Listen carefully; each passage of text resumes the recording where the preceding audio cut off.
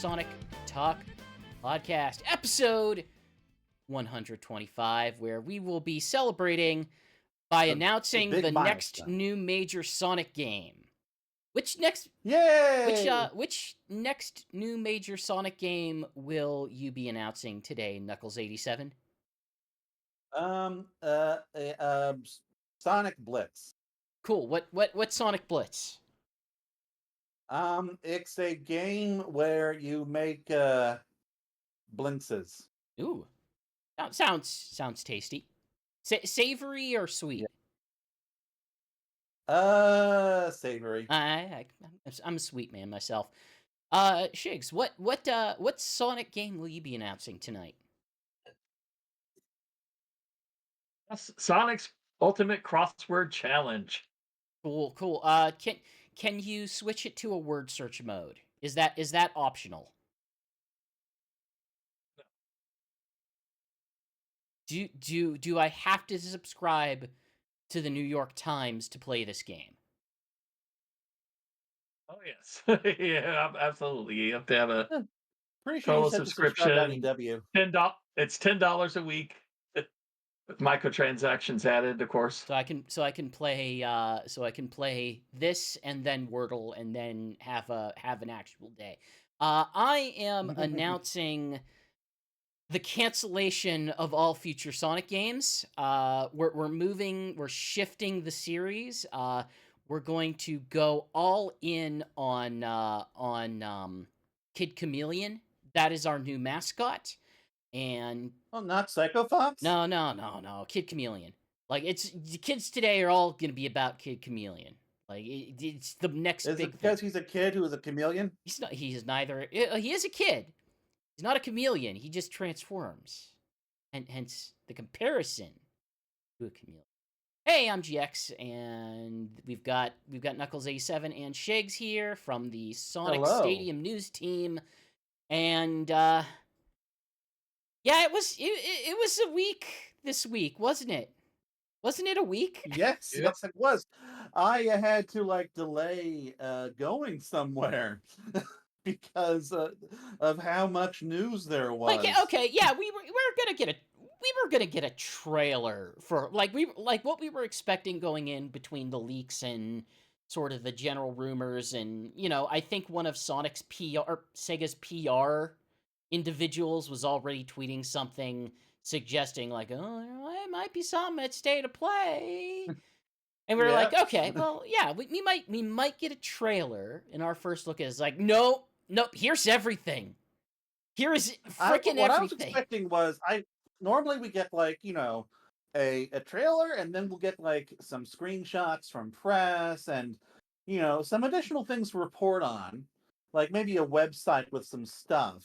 But no, this felt like, I don't know, the first 6 months of a game's typical advertising campaign. People are just kind of crammed in. People are going to be playing it in less than a week. We already have, we just got the slightest of teasers.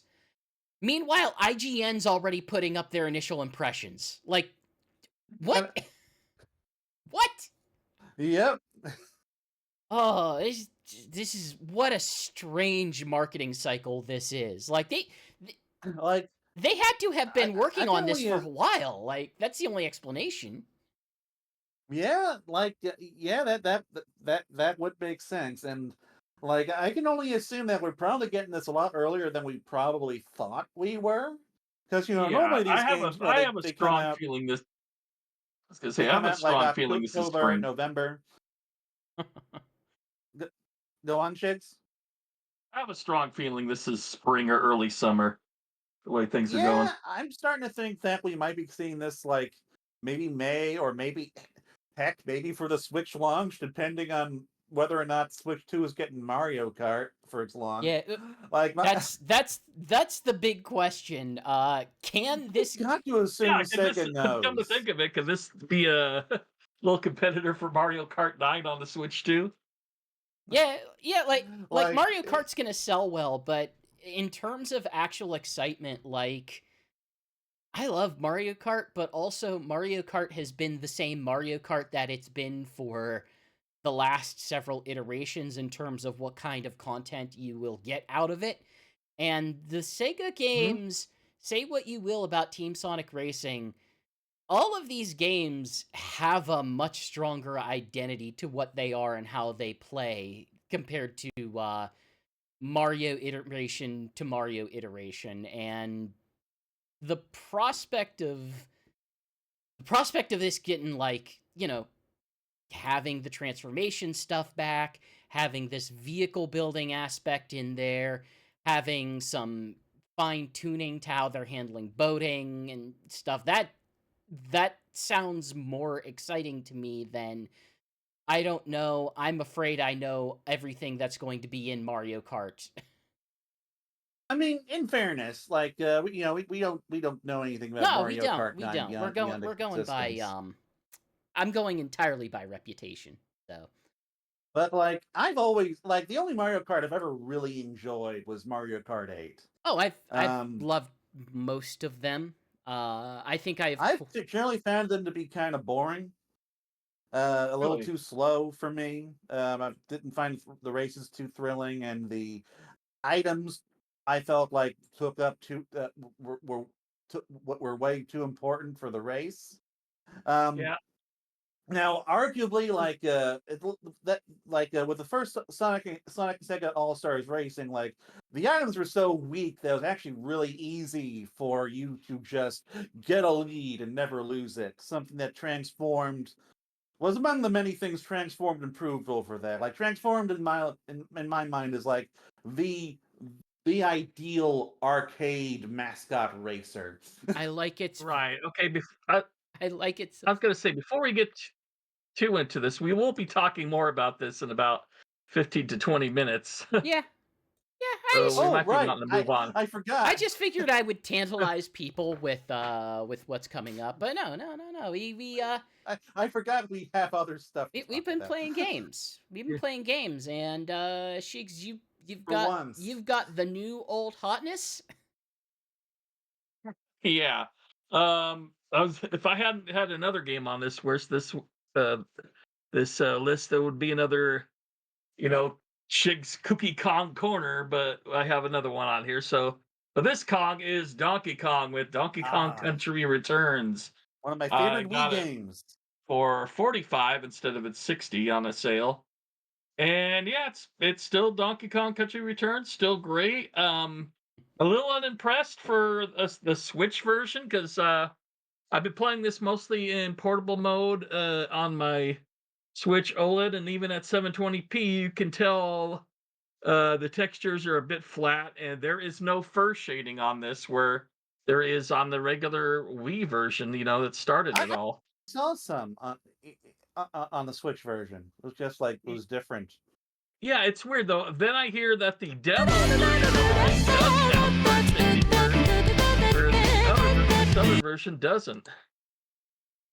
And it's just Huh. mainly they basically like did an HD port of the 3DS version more more or less.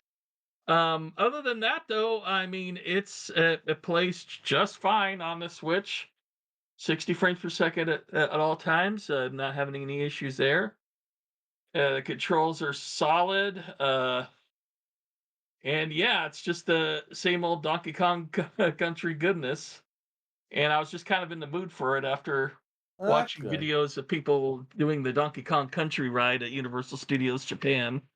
I hate how Uh, Nintendo keeps selling this stuff at full price. yeah, that's the only problem I have is that's why I'm like I'm not paying $60 for this, but 45, I'll go ahead and give it a shot. I was Uh, in for Metroid Prime for 40, but for this it'd be like $30. yeah, I wish they would have done that with Mario versus Donkey Kong because that was not a $50 game. That should have been 30 right out the bat. It's a port of a portable game. It should not be more than what the portable game, was at its start. The other one I've been playing is Thank Goodness You're Here, which is a fun little British animated comedy game. Basically, you are playing as this tiny little British person. He's not a They call him lad, but he's not a kid because it's wearing a necktie and he's balding at several spots. But he's very, very small. Hmm. And you're basically going around this little London area, helping people do tasks. There's no really real difficulty to it. The only puzzles is going challenges finding the next spot to help out the person in need. It's all like hand animated, and the hilarity in it is the British of it. Basically, you have in the options you have subtitles where you can be where you can have standard English or English, like British English. So you can have the options instead of saying continue or leave, you can have go on then or faff off. And it is I can't recommend it enough. If you can find it, I got it for like $15.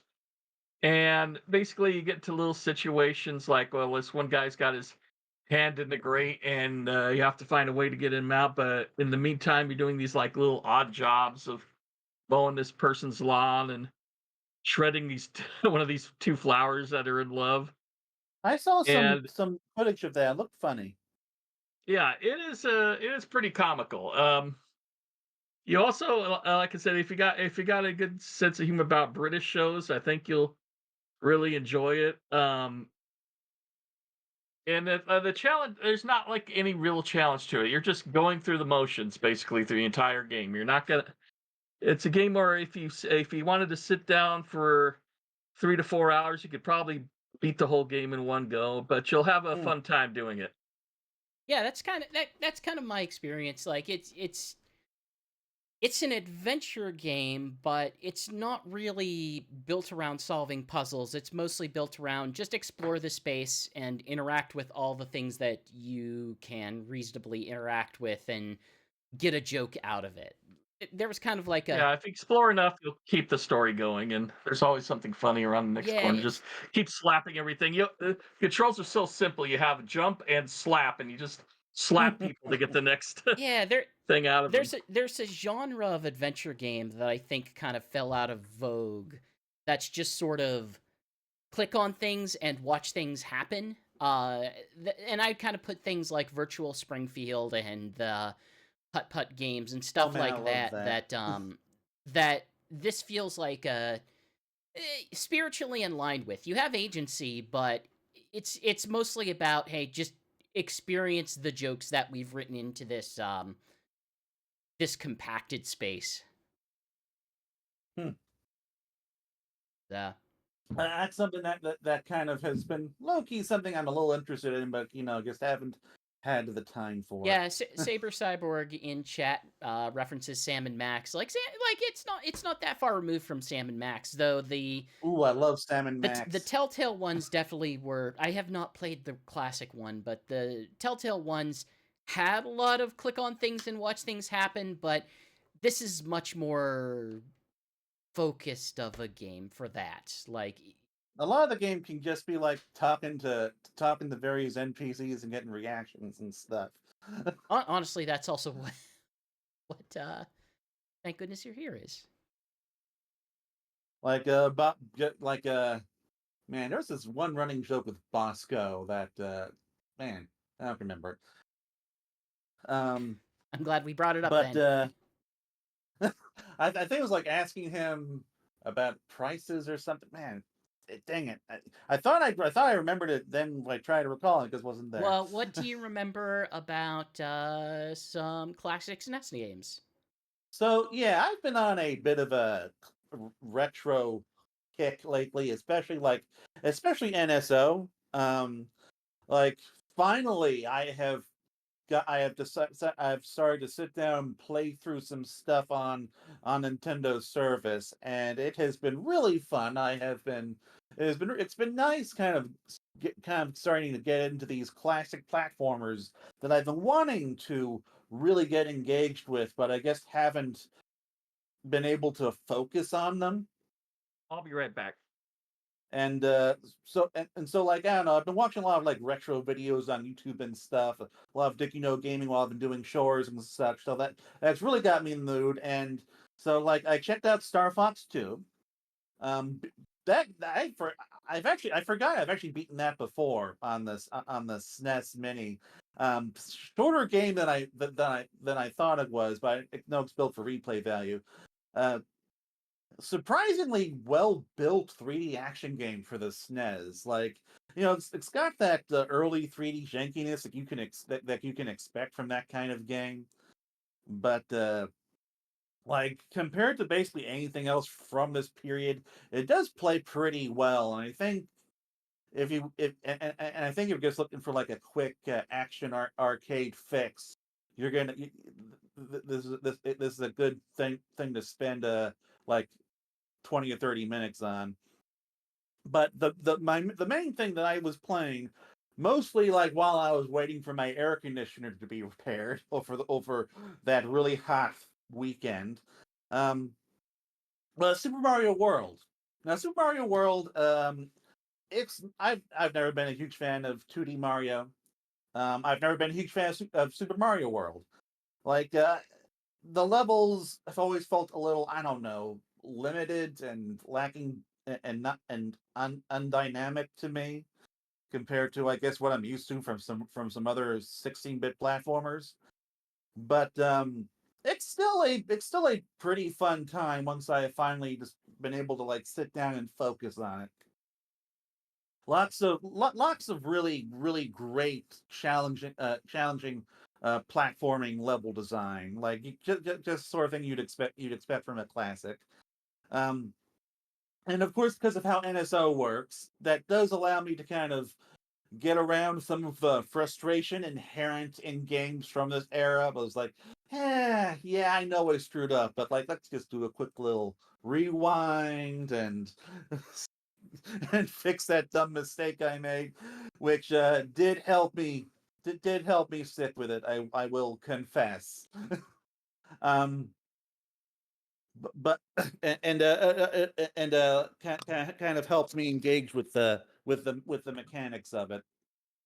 Um, but it's the game I've been trying to beat for many years. Like the my most of my childhood experience with it was playing with my sister in two-player mode, where she did most of the work, and I've always wanted to do it myself, but between getting bored with it and getting stuck in that forest, I forget what it's called, the Mystic Forest. Yeah, you probably remember the name, right? I'm trying to remember. It's not Lost Woods. That's Zelda. I don't know. The Forest World. Yeah, we'll just say the Lost Forest world, where like Where you have to if you find, just where play it basically you straight, have to find secret exits in order to make it through. yeah, and Which like actually in also hind, plays into Choco World too. Chocolate World yeah, Mountain, whatever. like now like this when I last gave Super Mario World a good try on my new 3DS a few years ago, that is where I hit my roadblock and I lost interest and started doing other things. Um, No, now I'm but like desperately worried about about bringing you into a archipelago session. what's an archipelago So session?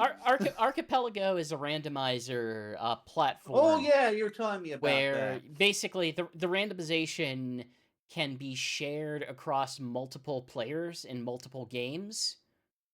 So, what I ran into with my recent playthrough, I did a playthrough where I did both Super Mario World and Super Mario World 2 Yoshi's Island together.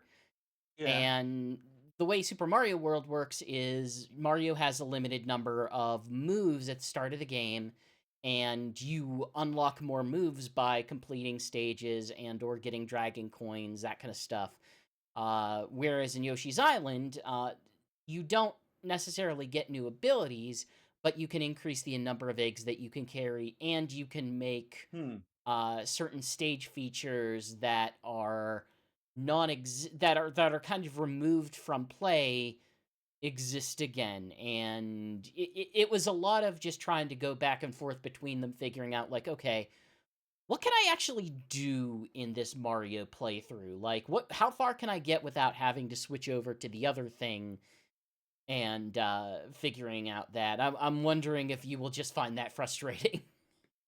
Yeah, I mean, probably, but I will give Super Mario World credit that the main point of the Lost Woods was to basically just like educate the player on looking for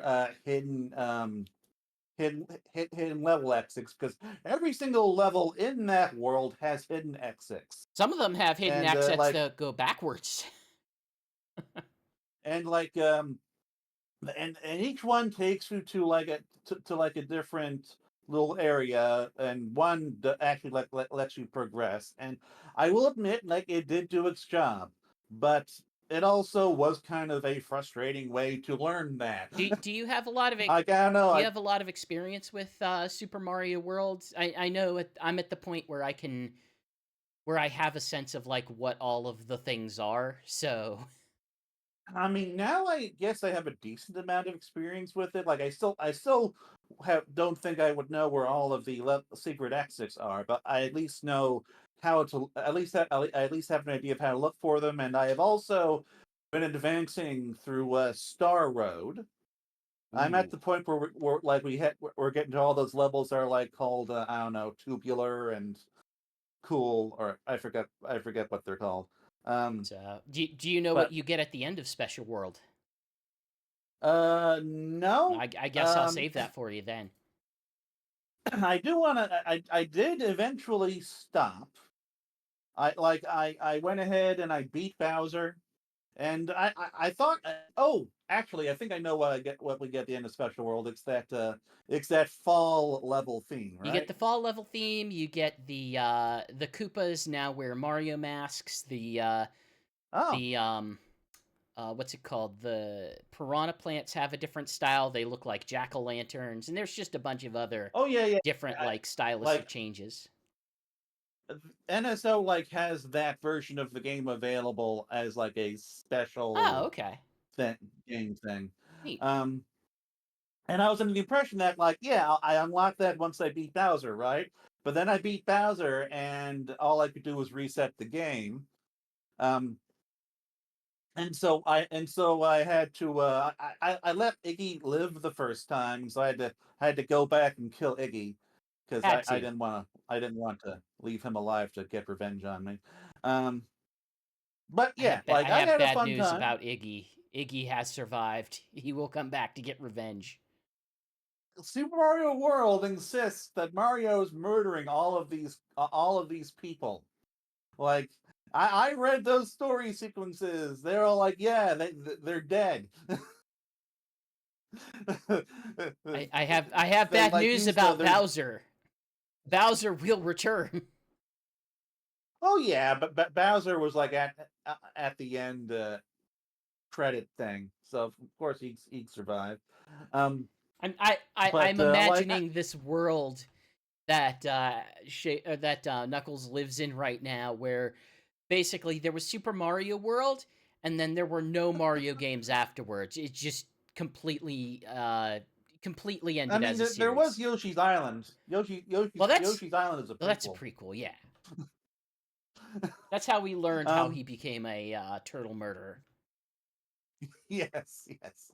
Um, but I do want to go back to it soon to finish all the special worlds. But I just kind of wanted to give it a little bit of time to breathe, and I might go back and try to play through it again using less of the NSO rewinding stuff. But anyway, so after I did that, I decided to go start playing some Yoshi's Island, and I think that is a much better game. Like, Interesting. the controls feel a lot better. The level design is feels way more interesting to play through. Uh, the visuals are, of course, a massive upgrade. Like, that is so It is a impressive for Super I will say Nintendo. this, it is for like with Super Mario World being an extremely early SNES game, Yoshi's Island is a very, very late SNES game. Yeah, like I've played some SNES games from 95, 96, like Donkey Kong Country games, but like Yoshi's Island just blows them away. And I always knew the game was good. The game looked good. I, I have seen plenty of footage and stuff from it, but it's still really nice just seeing it, just like playing through the game and seeing everything in motion.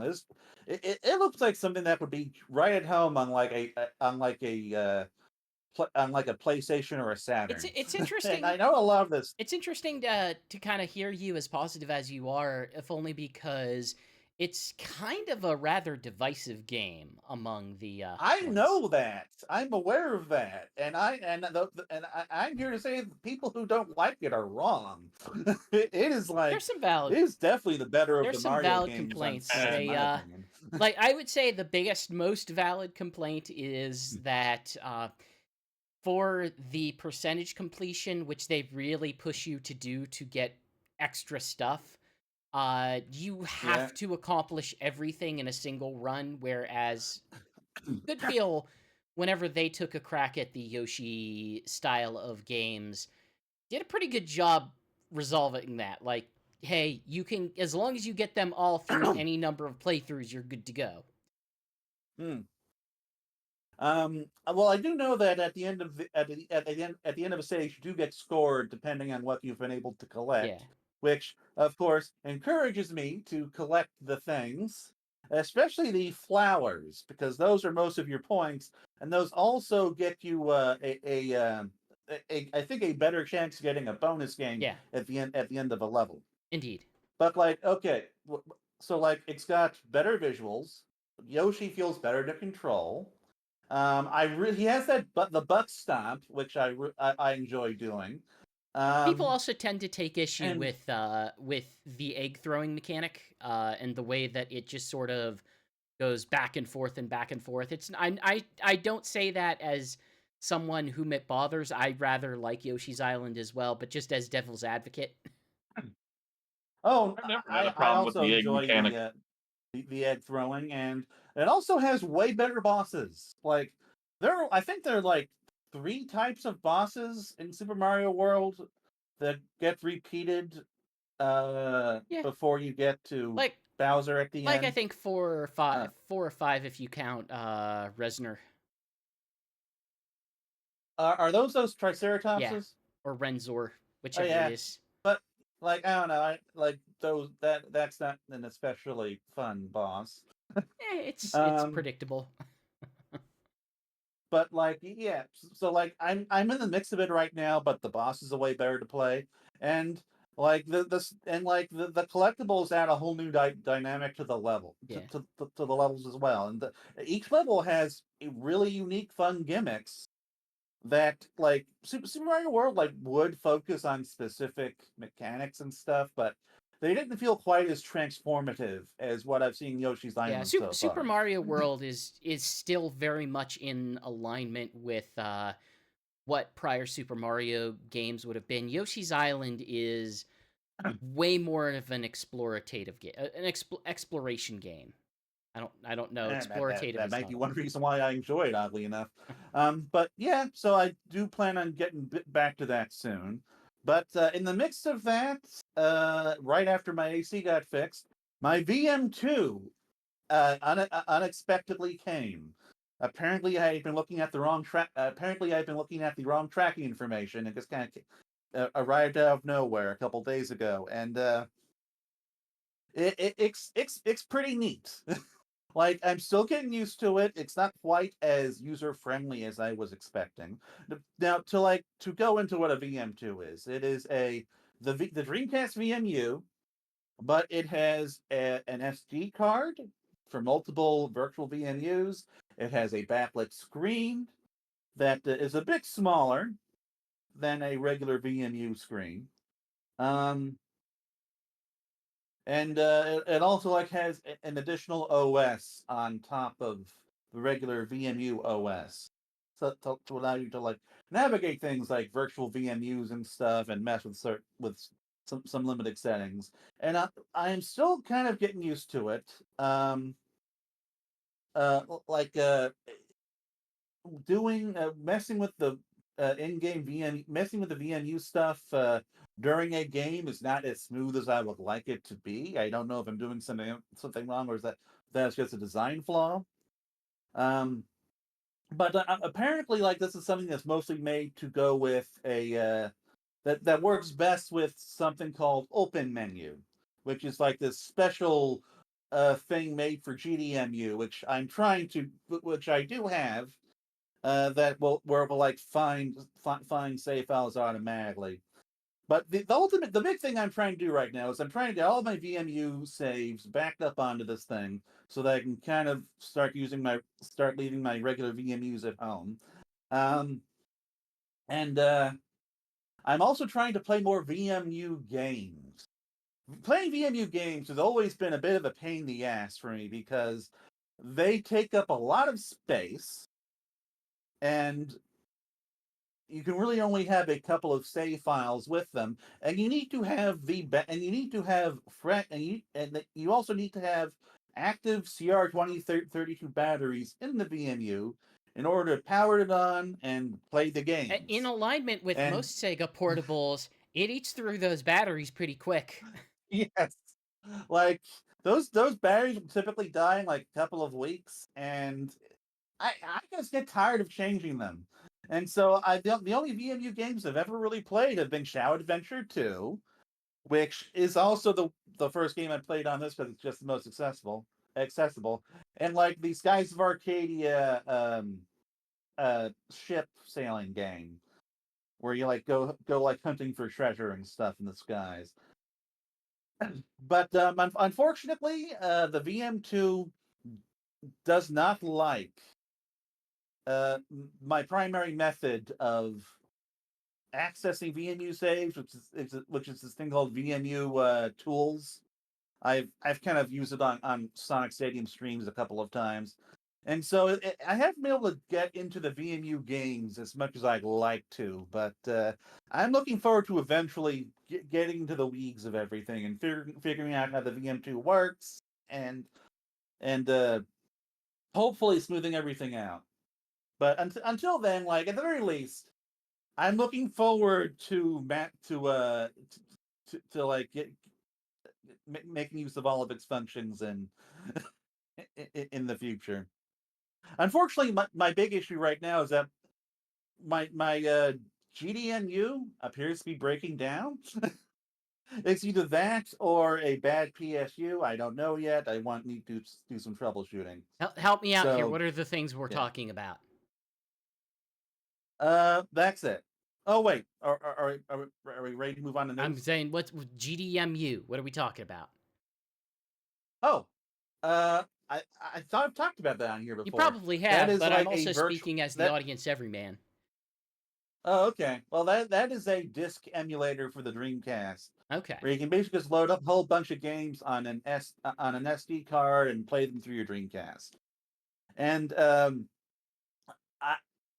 I have been looking for like the ideal setup for that thing for a while, and I thought I had it, but apparently I don't, because like I just learned about this open menu thing, and apparently like that offers an improvement to the GDMU OS.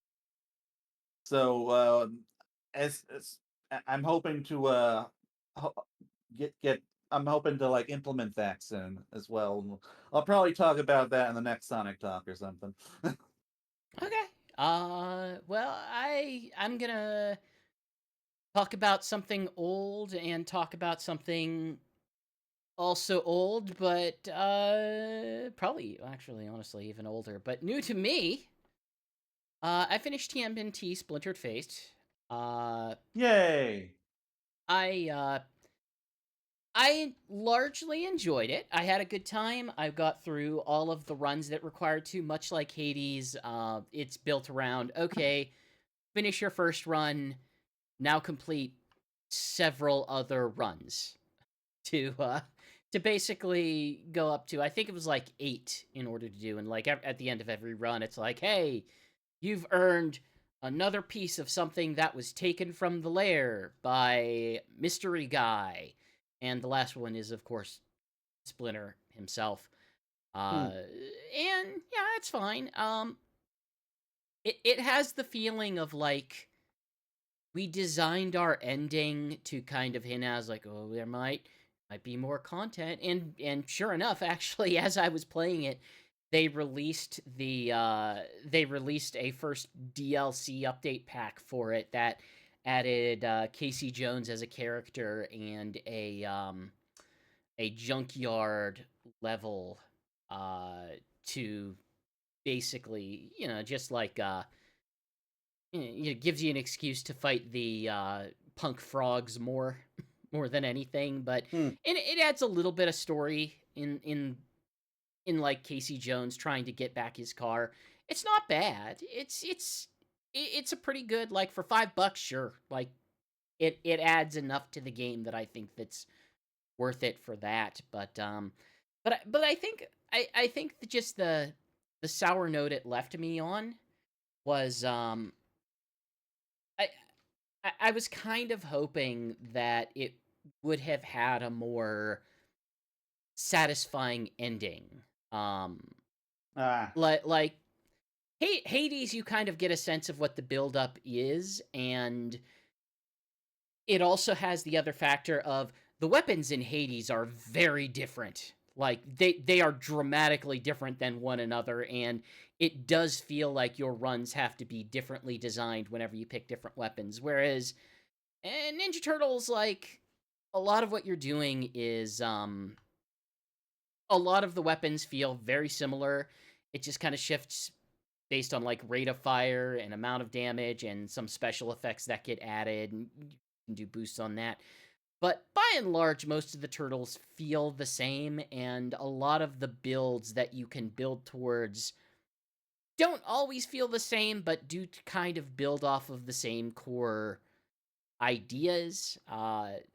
Like, hey, if you want an electric build, that's going to be really. There's a lot of things that you can put into that are like, okay, if you do electric damage, then it'll spread that electric damage to 2 other enemies. Or if you do ooze damage, that's really good for like inflicting damage long term so that it will just keep eating away at an enemy. Or if you do like this special light uh spiritual upgrade path, then you can deflect a lot of attacks or gain special defense against a lot of various things. And like Hades, like, you can mix and match them based on what is being offered. You can sort of re-roll as needed. And occasionally, if you're building out to 2 different elements, it can you can occasionally get like crossover stuff where it's like, this one's water and light, and it has a effect that would be really useful if you are doing both.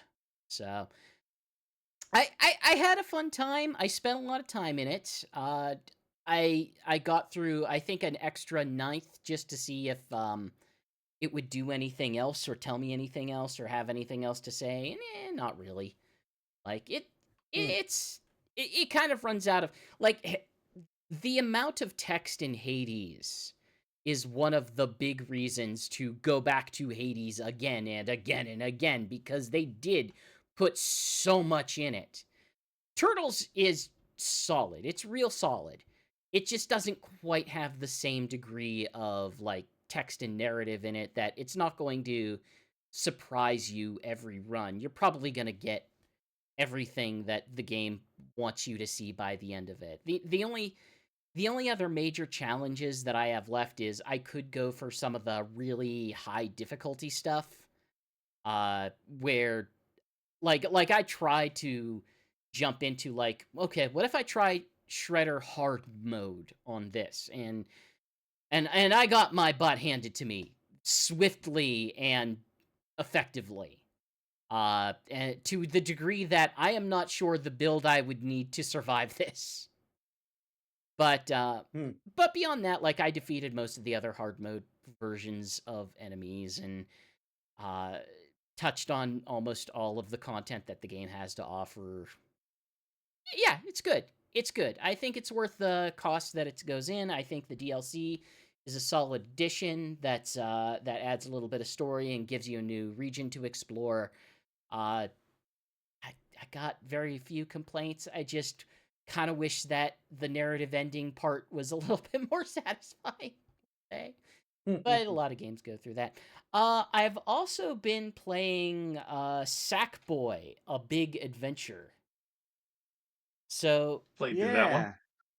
That was like a PS5 launch game, yeah? PS5 launch game, but also cross-gen. Plus, it is on PC now. So I'm playing the PC version as someone who does not own a PlayStation 5. So, honestly, I kind of just picked this up on a whim. I had always heard good things about it. Just the degree to which, it had some Mario 3D World comparisons going on, and that's a very positive comparison to be made there. I guess just broadly, hey, you're Sackboy. This big evil dude comes in and is like, hey, I'm gonna build this big evil laser, kidnap all the Sack people, make them work in my factory, but I also need to go around the world and get all these things to help finish building my laser. And as Sackboy escapes, he then travels through a bunch of platforming levels in order to stop the bad guy. I've made it about 2 worlds in, and I'm kind of really not feeling it.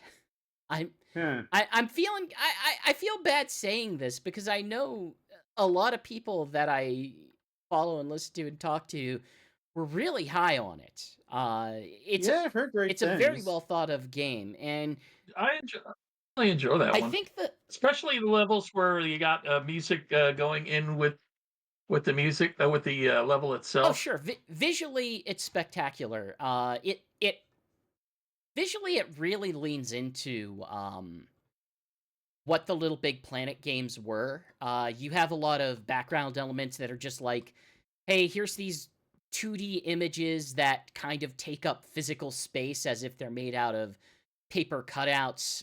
You have a lot of the same iconography that exist in the Little Big Planet series, like the spawn points, the way that sponges are used to grapple or hold things, and the way that like everything that isn't a main character has big dopey googly eyes that kind of indicate, oh, this is a thing that's alive.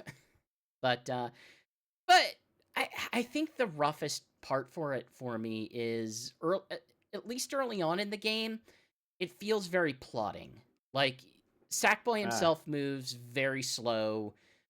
It feels like the levels just kind of drag on a little bit longer than is really maintaining my interest, and it's the kind of thing where I don't necessarily want to write this game off quite yet, but I'm definitely not in the right mindset to be going through this. Like to give you an example of the mindset I'm thinking about is like, maybe I should do another run through of Shovel Knight. Like that's where my head's at. And with Sackboy, it's almost like the difference between, hey, I'm looking for a Mario world, and Sackboy is a Yoshi's Island. When you're looking for a Mario world, you don't want a Yoshi's Island. You want a Mario world.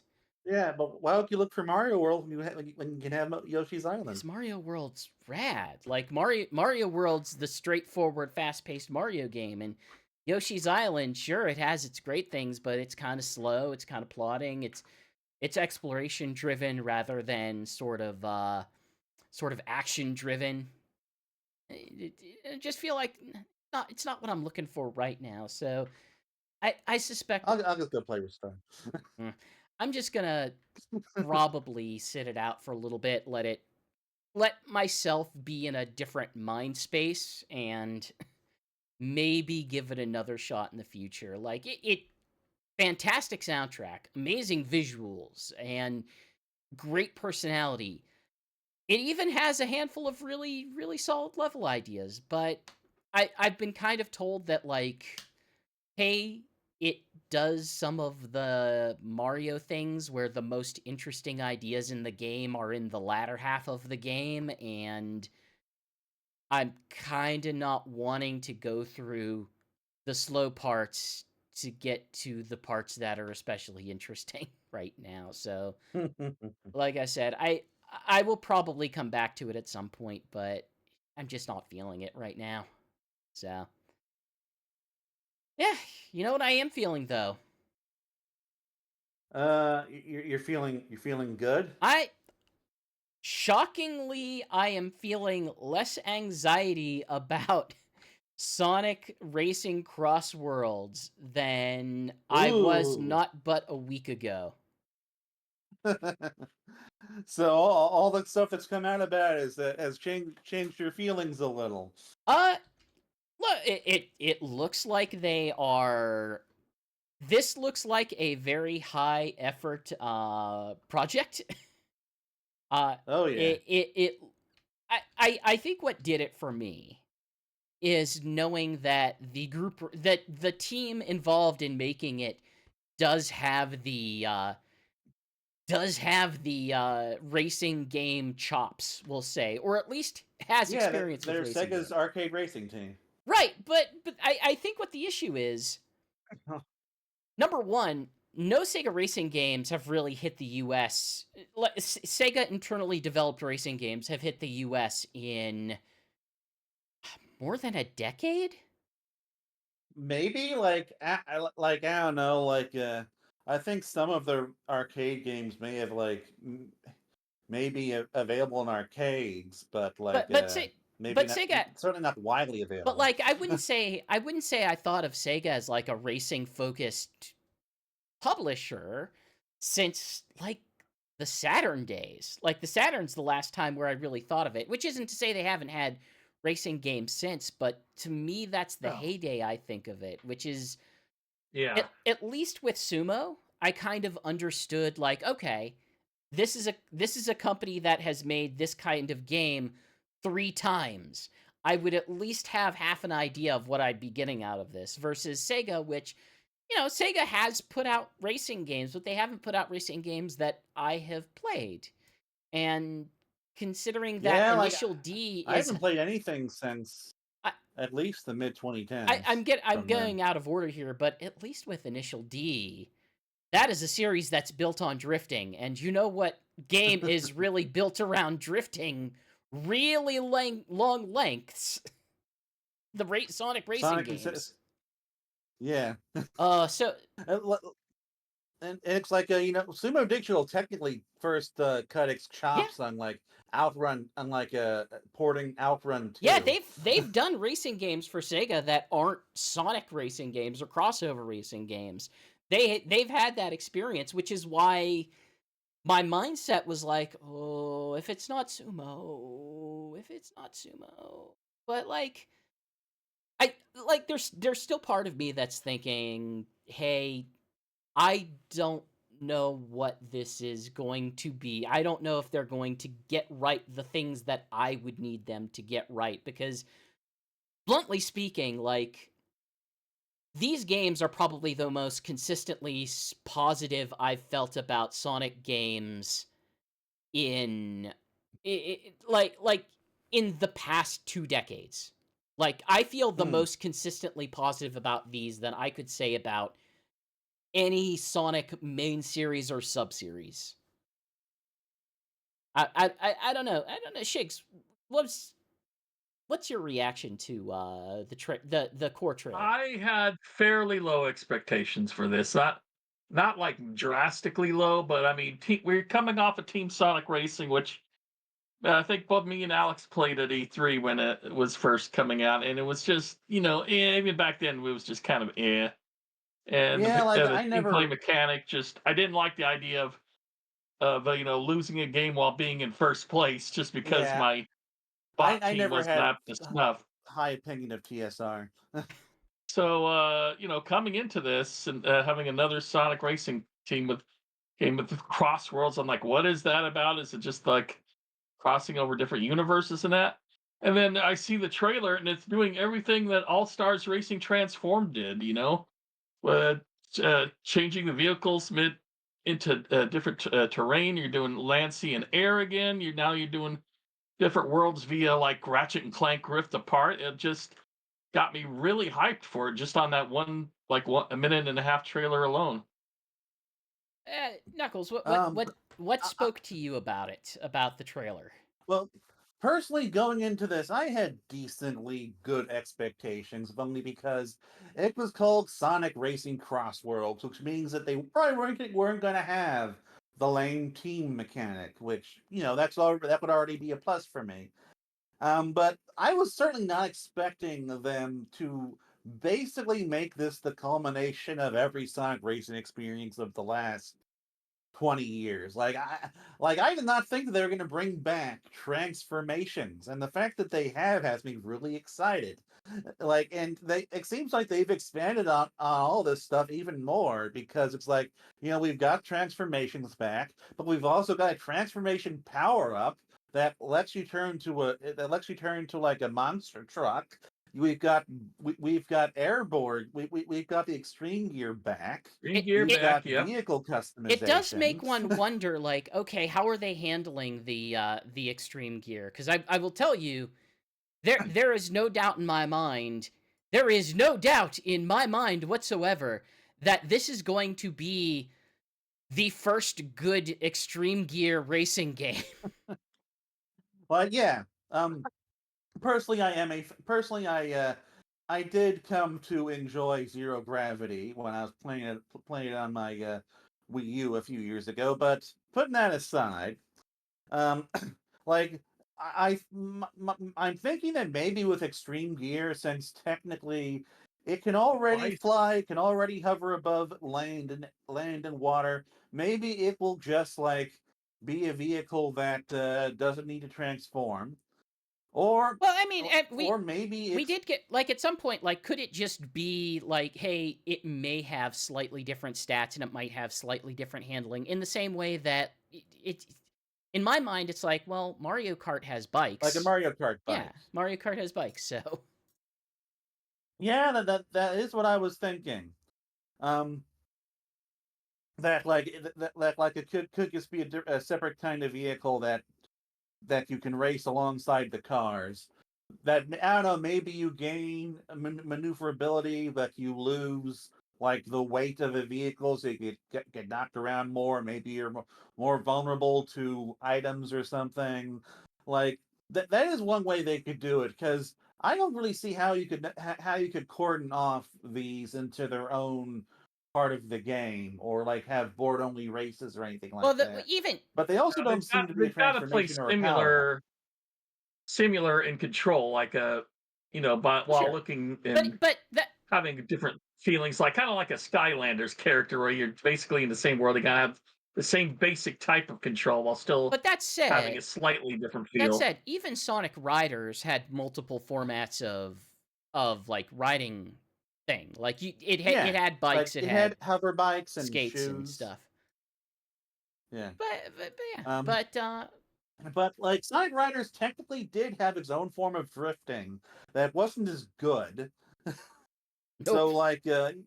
like I don't really think it would be that hard to work the boards into the Sonic racing style of racing and drifting and all that stuff. Sure.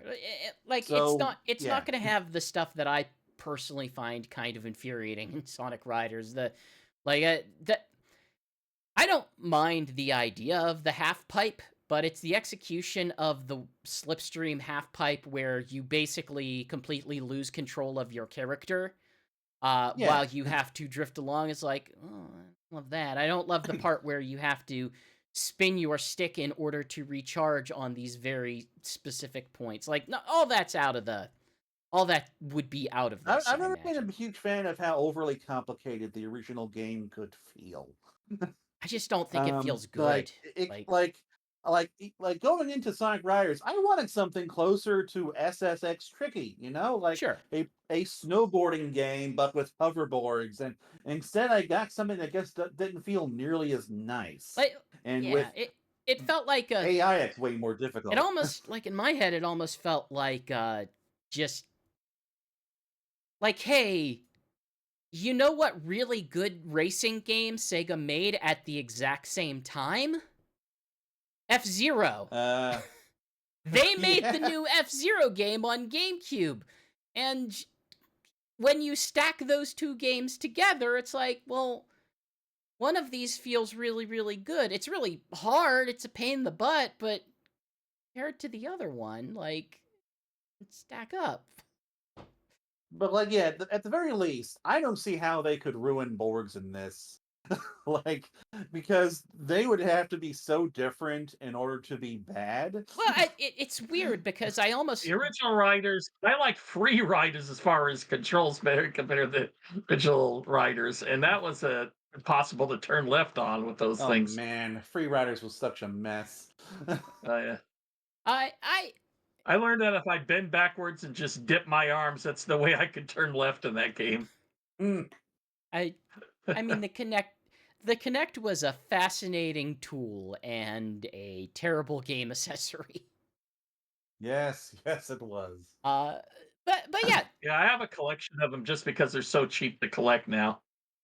but yeah, they revealed the the first real trailer of it at the State of Play. We got our first look. Which looked nothing like the teaser, Well, I mean, which I find kind of funny. the teaser was very teaser. Like, it was extremely teaser. It was like, hey, we Yeah, just there wasn't created a anything cinematic much there. with Shadow in revealing this. In a realistic looking environment. Yeah, but yeah, they showed up. They did show an extreme gear on the wall, so that was a bit of a hint at that time. Yes, and that was an actual Easter egg. Sonic fans were right for once. To overanalyze something. Apparently. That's gonna make things so annoying in the future. Oh, it's gonna be freaking insufferable. But yeah, it's got the extreme gear back. It looks like it's going through it looks like it is both leaning into some existing stages but also going through a lot of original which is areas. like Ocean View and Bingo Highway, the same stages that have been every single freaking Oh Sonic god, yeah, game, racing game. that's my main Look, man.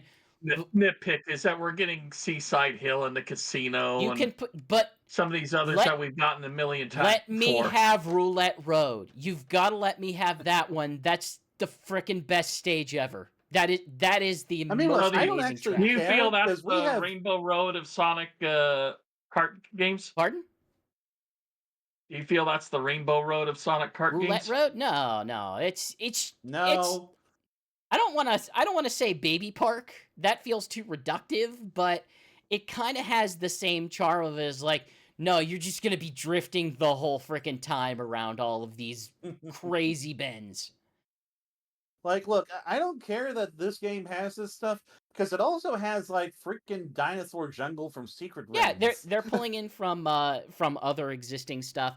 You figure that one of the things that Team Sonic Racing really did not do was there was some great new additions in Transformed that did not return for Team Sonic Racing, in part because it didn't have planes. Like, you could actually have a level themed around Starlight Carnival again in the same way that you could not in or would require significant redesign in like a Team Sonic Racing. Yeah. Like, Team Sonic Racing's big issue is that it was literally a downgrade from the previous game. Like, you could do fewer things in race. There were fewer racers, and it was more focused on a gimmick that required multiplayer. They in took a order to big even make gamble use of on it being a big multiplayer thing, and that gamble just did not necessarily pay off. I still feel more positive about it than I'm sure you two do. In fact, I'm sure I feel more positive about it than most people because it does really because it has a really kick-ass soundtrack and Oh yeah, fantastic Green Light visuals Ride, and look, I'm not That going to. ice No, level we're not sitting frozen here factory. listing tracks, my dude. But I understand its limitations, and That's one thing I'll give about Free Riders is I really loved its soundtrack. It's just I was just attached to a really yeah, it's horrible game. I have not played that game, but I have listened to its soundtrack a bunch of times. I agree. It has a pretty good soundtrack. It has some really killer strongs there. But I was surprised. I think I first listened to that music last year. but yeah, it looks it looks like there's going to be a lot of stuff in this, and select people are going to be able to try it out later this month, like next week. They're Crossing my fingers. Yeah, I hopefully signed up one with two we're separate one of the ones. It emails. seems insane to me. So this is getting a closed network test on February 21st. It's going to be a PlayStation exclusive closed network test, and the thing that I would say about it and really highlight about this is getting its network test while we are still waiting. While we are still waiting Still waiting for Sonic for the Rumble. international release of Yeah. Sonic Rumble. Like, what? Which has been out in other markets for months. For months. Since What is August. taking so long? Oh, so yeah. Hey, you can sign up for Good a God. chance to get into the network test. They already sort of showed off the characters that are going to be in it. I think like some of the more noteworthy characters that will be available is Cream is going to be a playable racer, which for some reason Sonic fans seem to really want to have complete teams of things. I don't get it myself. What, like Sonic Heroes, you mean? Yeah, Sonic fans seem to want to reproduce the collectives that are akin to Sonic Heroes. That they were annoyed that it had Chow instead of Cream in Team Sonic Racing for reasons that I don't fully Yeah. understand. It's because a lot of us have ADHD or autism. I'm not going to comment on that. And I can say that because I have the former at the very least. I have no comment on that. But yeah, it seems like Cream's coming back. Zaz is going to be there for some unknown reason to only make me personally happy. Yeah, I'm pretty sure that's the only reason why he's there. Yeah.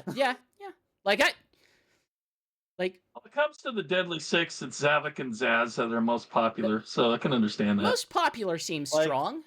That seems like a strong statement.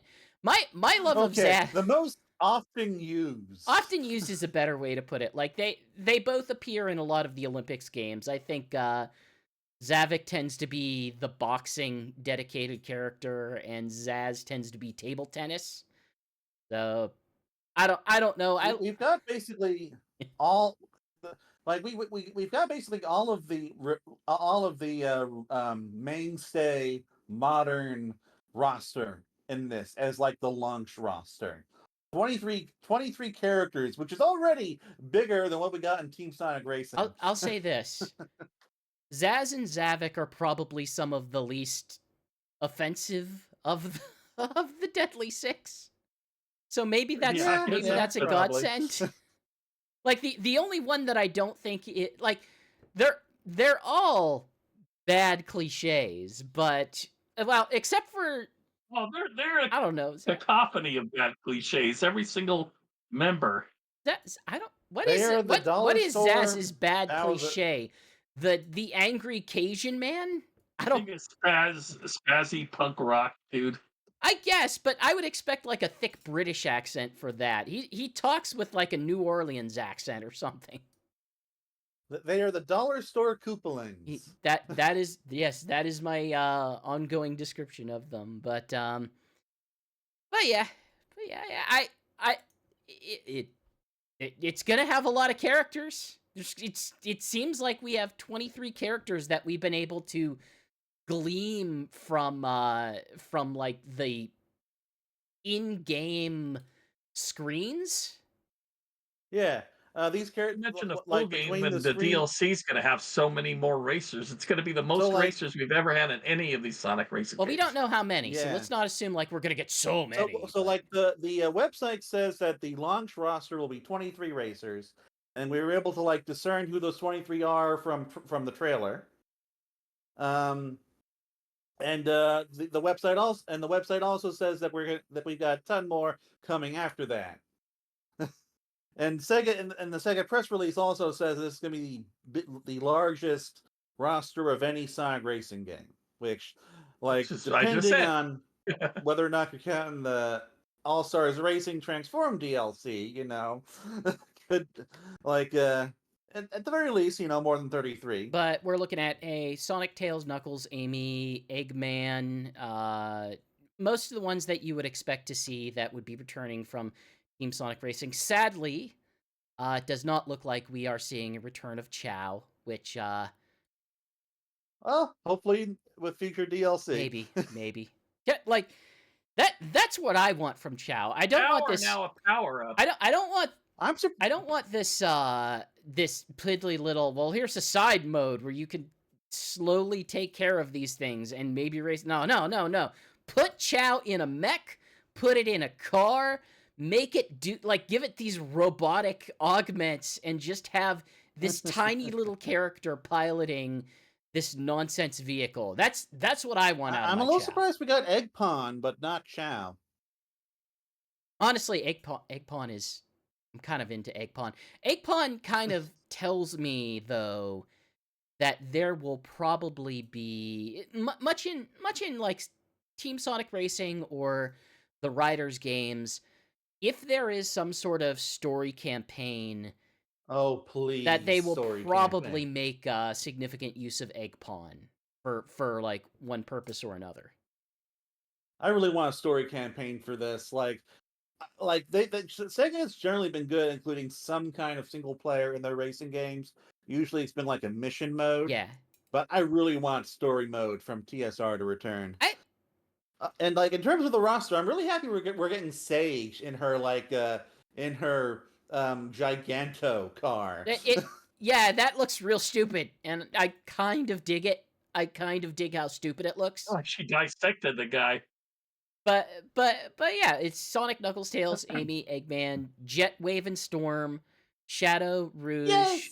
Omega, Vector, Charmy, Espio, Blaze, Silver, Cream, Zavix, Zaz, Big, Metal Sonic, and Egg Pawn.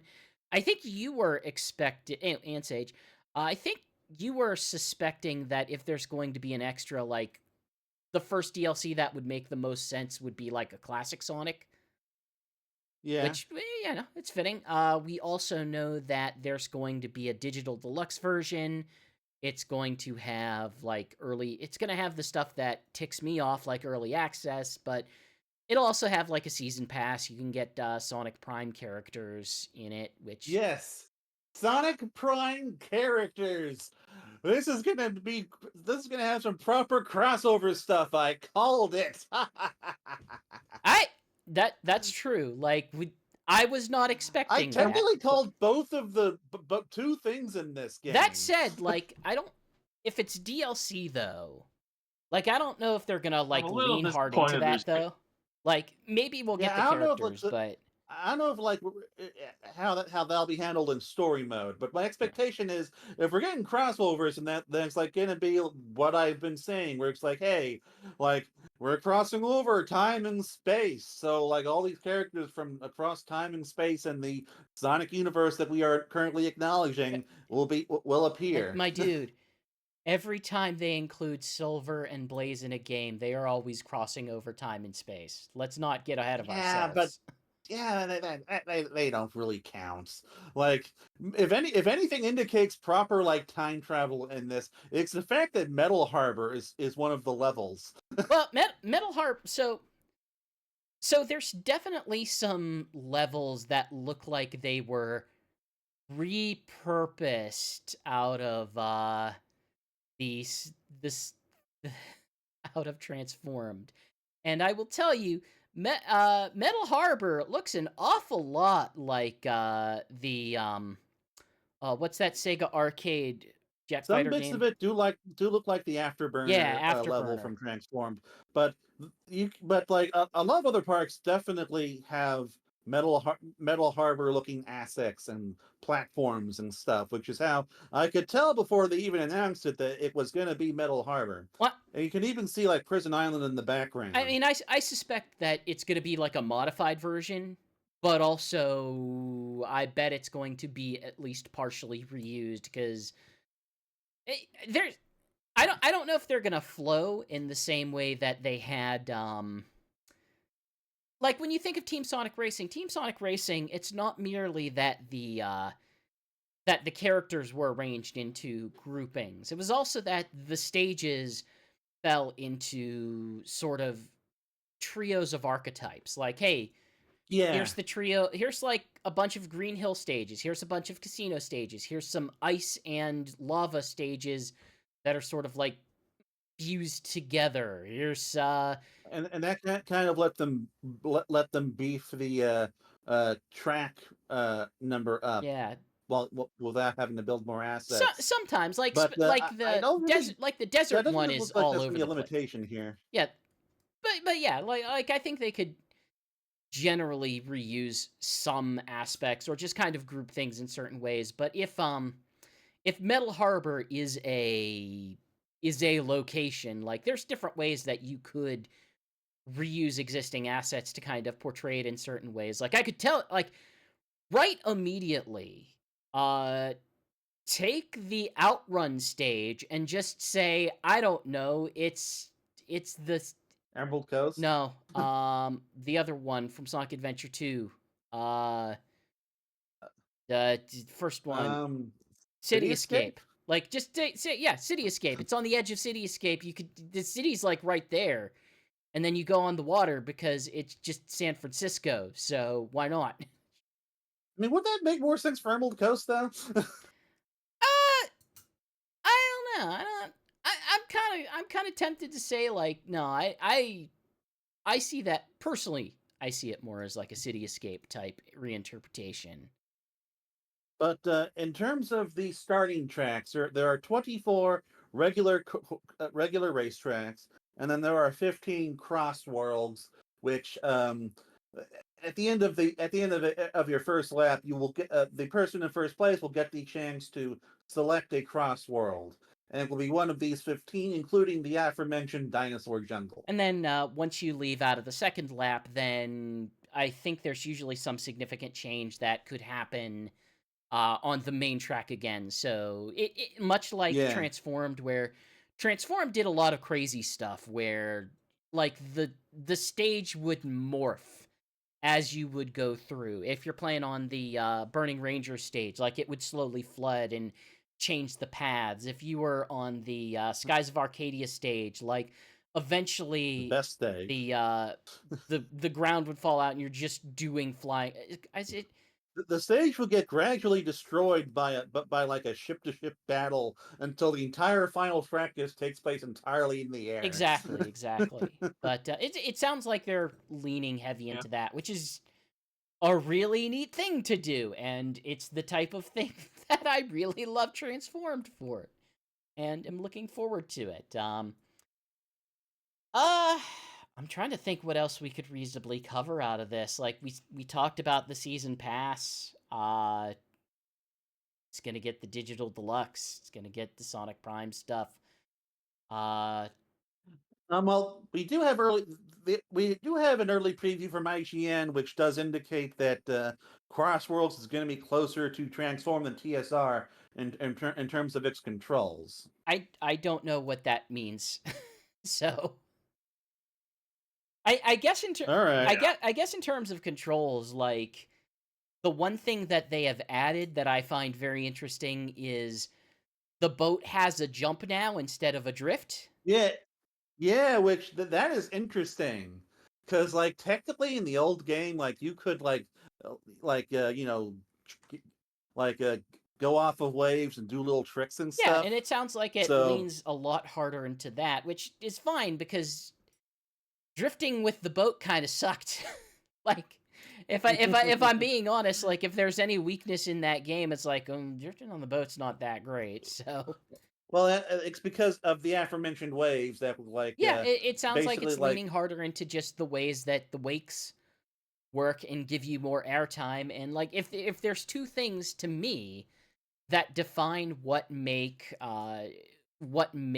the Sumo Digital racing games as good as they are, including Team Sonic Racing, it's the way that the drift feels, and it's the way that the trick system works. That you need to try to squeeze in as many tricks as you reasonably can while still landing flat on your bottom in order to continue racing properly. And a lot of optimization in those games is just figuring out like, okay, where are these extra places where I can fit a couple more tricks in?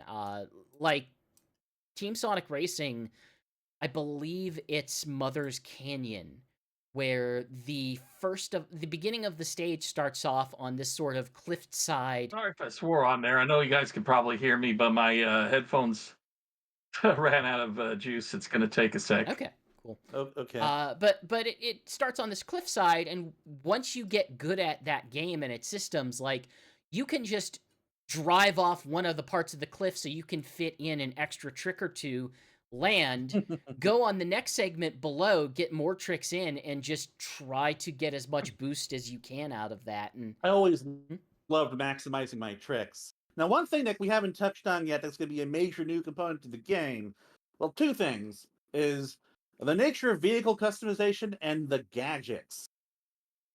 So like the big change versus TSR is that now characters are no longer like stuck to a specific vehicle.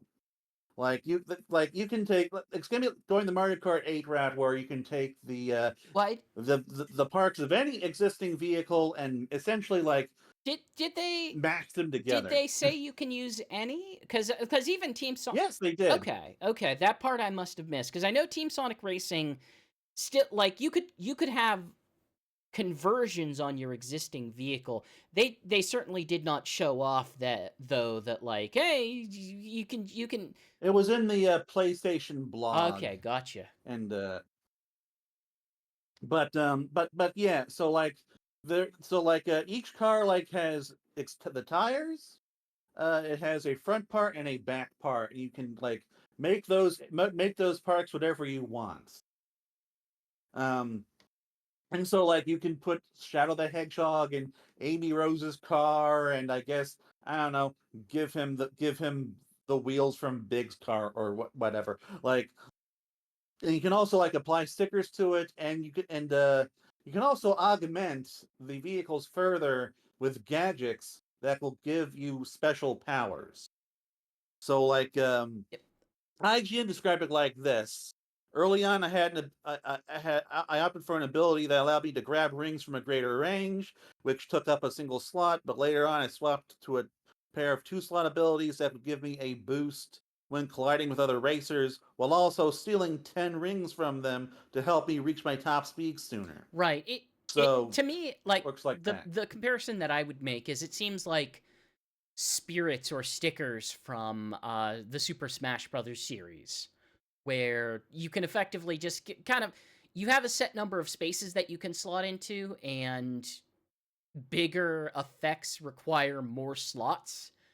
But it seems like they do have some pretty significant effects that can maybe individually, perhaps not necessarily build up to major changes, but if you can find synergies among them, that seems like it could be a big deal. Like the IGN article that you stated actually builds off of one of the suggested builds in the instruction booklet, which is apparently online. Yeah, we did a whole article on where that. Basically just, hey, everything is augmented to make you hit opponents and reward you as much as possible to do that. But there are ones that are like, okay, here's a bunch of different effects that impact your drift that will give you bigger drift or longer drift or allow you to perform a switch drift. And if you Or like you hold more items. Exactly. Or like, hey, here's more items. Here are more things to give you more items. Here's ways to define the kinds of items that you'll get, or give you free items after something. And it just sounds like there's a lot of diverse ways to kind of build out from there. It makes me curious how they're going to approach this, especially in multiplayer, because single player, that sounds great. That sounds like lots of different interesting things that you could do to kind of spice up your play. Multiplayer, I could see it go both ways, because on one hand, do you lean in towards there being sort of a meta to it? Because you're never going to Well, perfectly balance something like this. I do know that more powerful gadgets take up more gadget slots. Sure. And so that is one way they will be balancing things out. But what I'm suggesting is like, okay, the toughest part is going to be, is there going to be a build that everyone uses that kind of ruins the fun of the online experience? Or are they going to find ways to even that out, to, let people have a little bit more fun with builds, or figure it out? Or is online going to be split up or merged in a way that, like, hey, I don't want to play with gadgets, or I do want to play with gadgets? Stuff like Well, that. I've got to imagine that they're probably going to be going more of a Mario Kart route, where there's going to be less of a focus on like outright competitive play, because like one of the items in this is literally basically the blue shell. Oh, my dude, where you can like even if you Yeah. lean away from competitive play, do you remember the period of time in which everyone was picking Woohoo Island in Mario Kart Wii because everyone knew the skip location and didn't realize that everyone else also knows the skip location? Stop No, I picking didn't do Woohoo Mario Kart Island. Wii online much. I do remember snaking in Mario Kart DS. Oh, Mario Kart, yes. But the wasn't just difference is you can like patch things now. It wasn't just snaking, but it was like, okay, you learn snaking, but then you also play as Luigi on the vacuum car, because that was the one that could do the snaking best. And then it just became, well, that's the only meta. Like, there is no other options to play. Like, if you're not playing this, But like I've got then to you're not imagine playing that the game. if any combination becomes too overpowered, they can just break it in a patch. I mean, that's the benefit of having a long-term release plan like this, is that you could do those patches, and you could sort of mess with the meta if you are going to have like a season pass and ongoing development. But ultimately, like what what I'm just excited for is the fact that this thing is built for like post-launch content, and so like we have a great starting roster, and we're already like going to places I want them to go for the first like big DLC roster. So I'm really excited to see where they go with both the roster and the racetracks over the course of this game's lifespan. Like I'm hoping that they support this game in a way that they really haven't with their previous racers. Like Transformed needed way more post-launch support than it ended up getting. It had the characters, but it did not have the maps, I think. Like it just had what? It was the Outrun map, and that was it? I think we got Or was like, man, I think Death Egg was the first racing I game, right? believe so, but Death Egg then also, I think, was a stage in the second one as well, or something like it. But most of the post-launch stuff was characters, and it was mostly on the. Oh no! I think we got Metal Sonic and Death Egg as the DLC in Transformed, but everything beyond that was just like characters only made for the PC version. Sure, but for anything, like I wanna feel them getting the initial stuff right before I'm too worried about, well, what's the Yeah. long term stuff. It's good to know that there might be a long term plan, but also I kind of want to also experience the stuff that they have in it, please.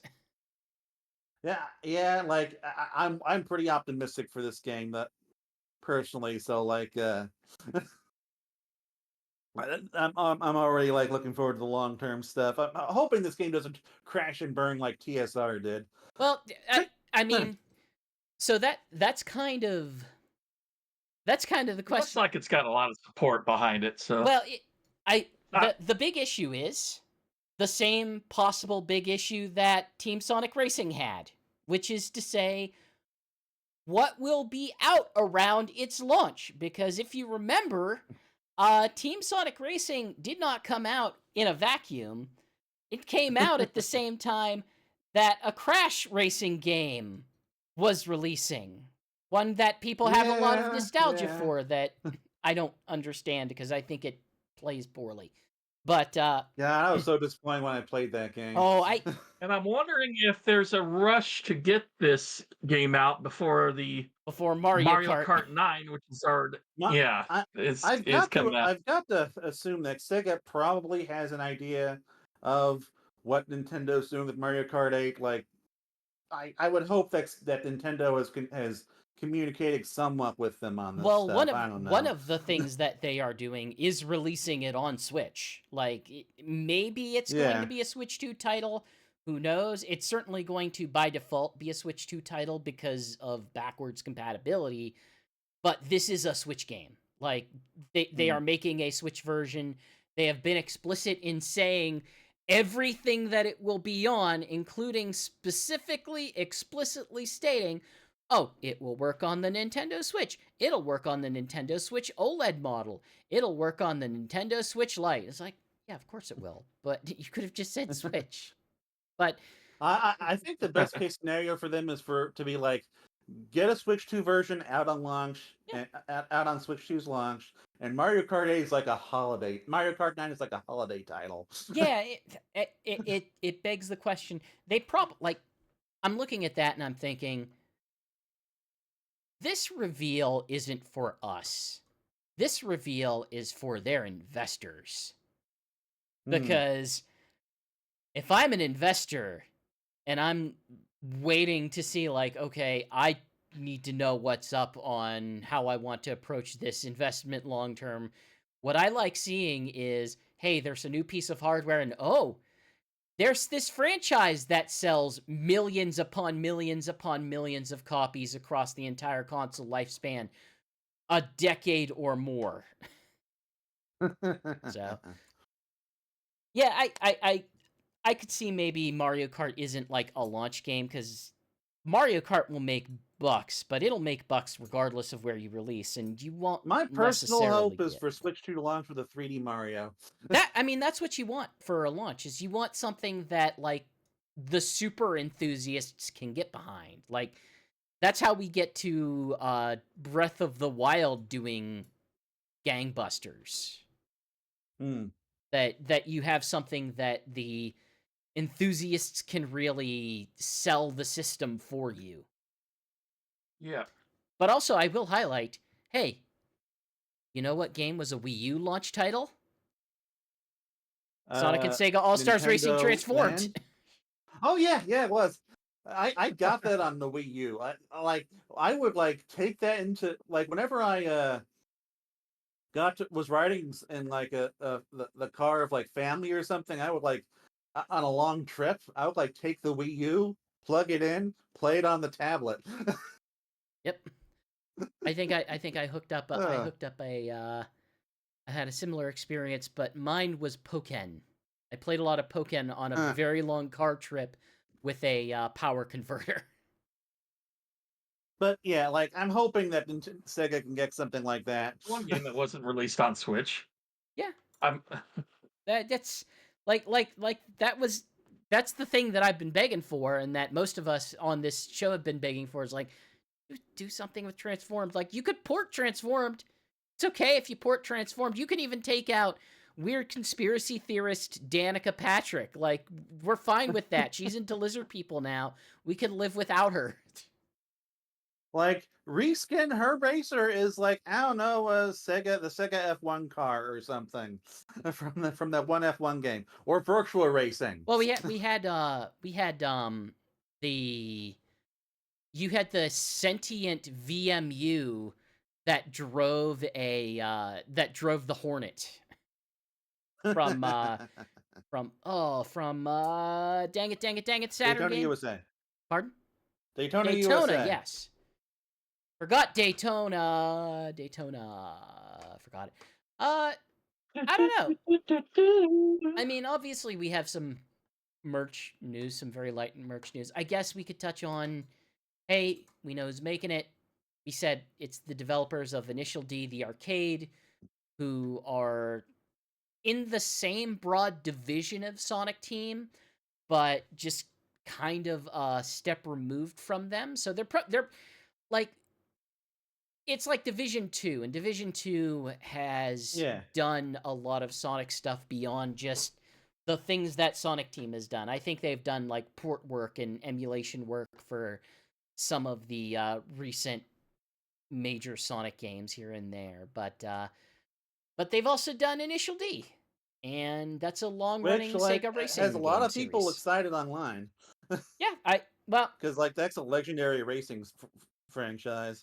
What I've learned whenever I wrote up the article is that I don't think anybody knows what Initial D is on our website, or at least did not feel compelled to make a comment on it, because they just thought I was making a comment about Eurobeat.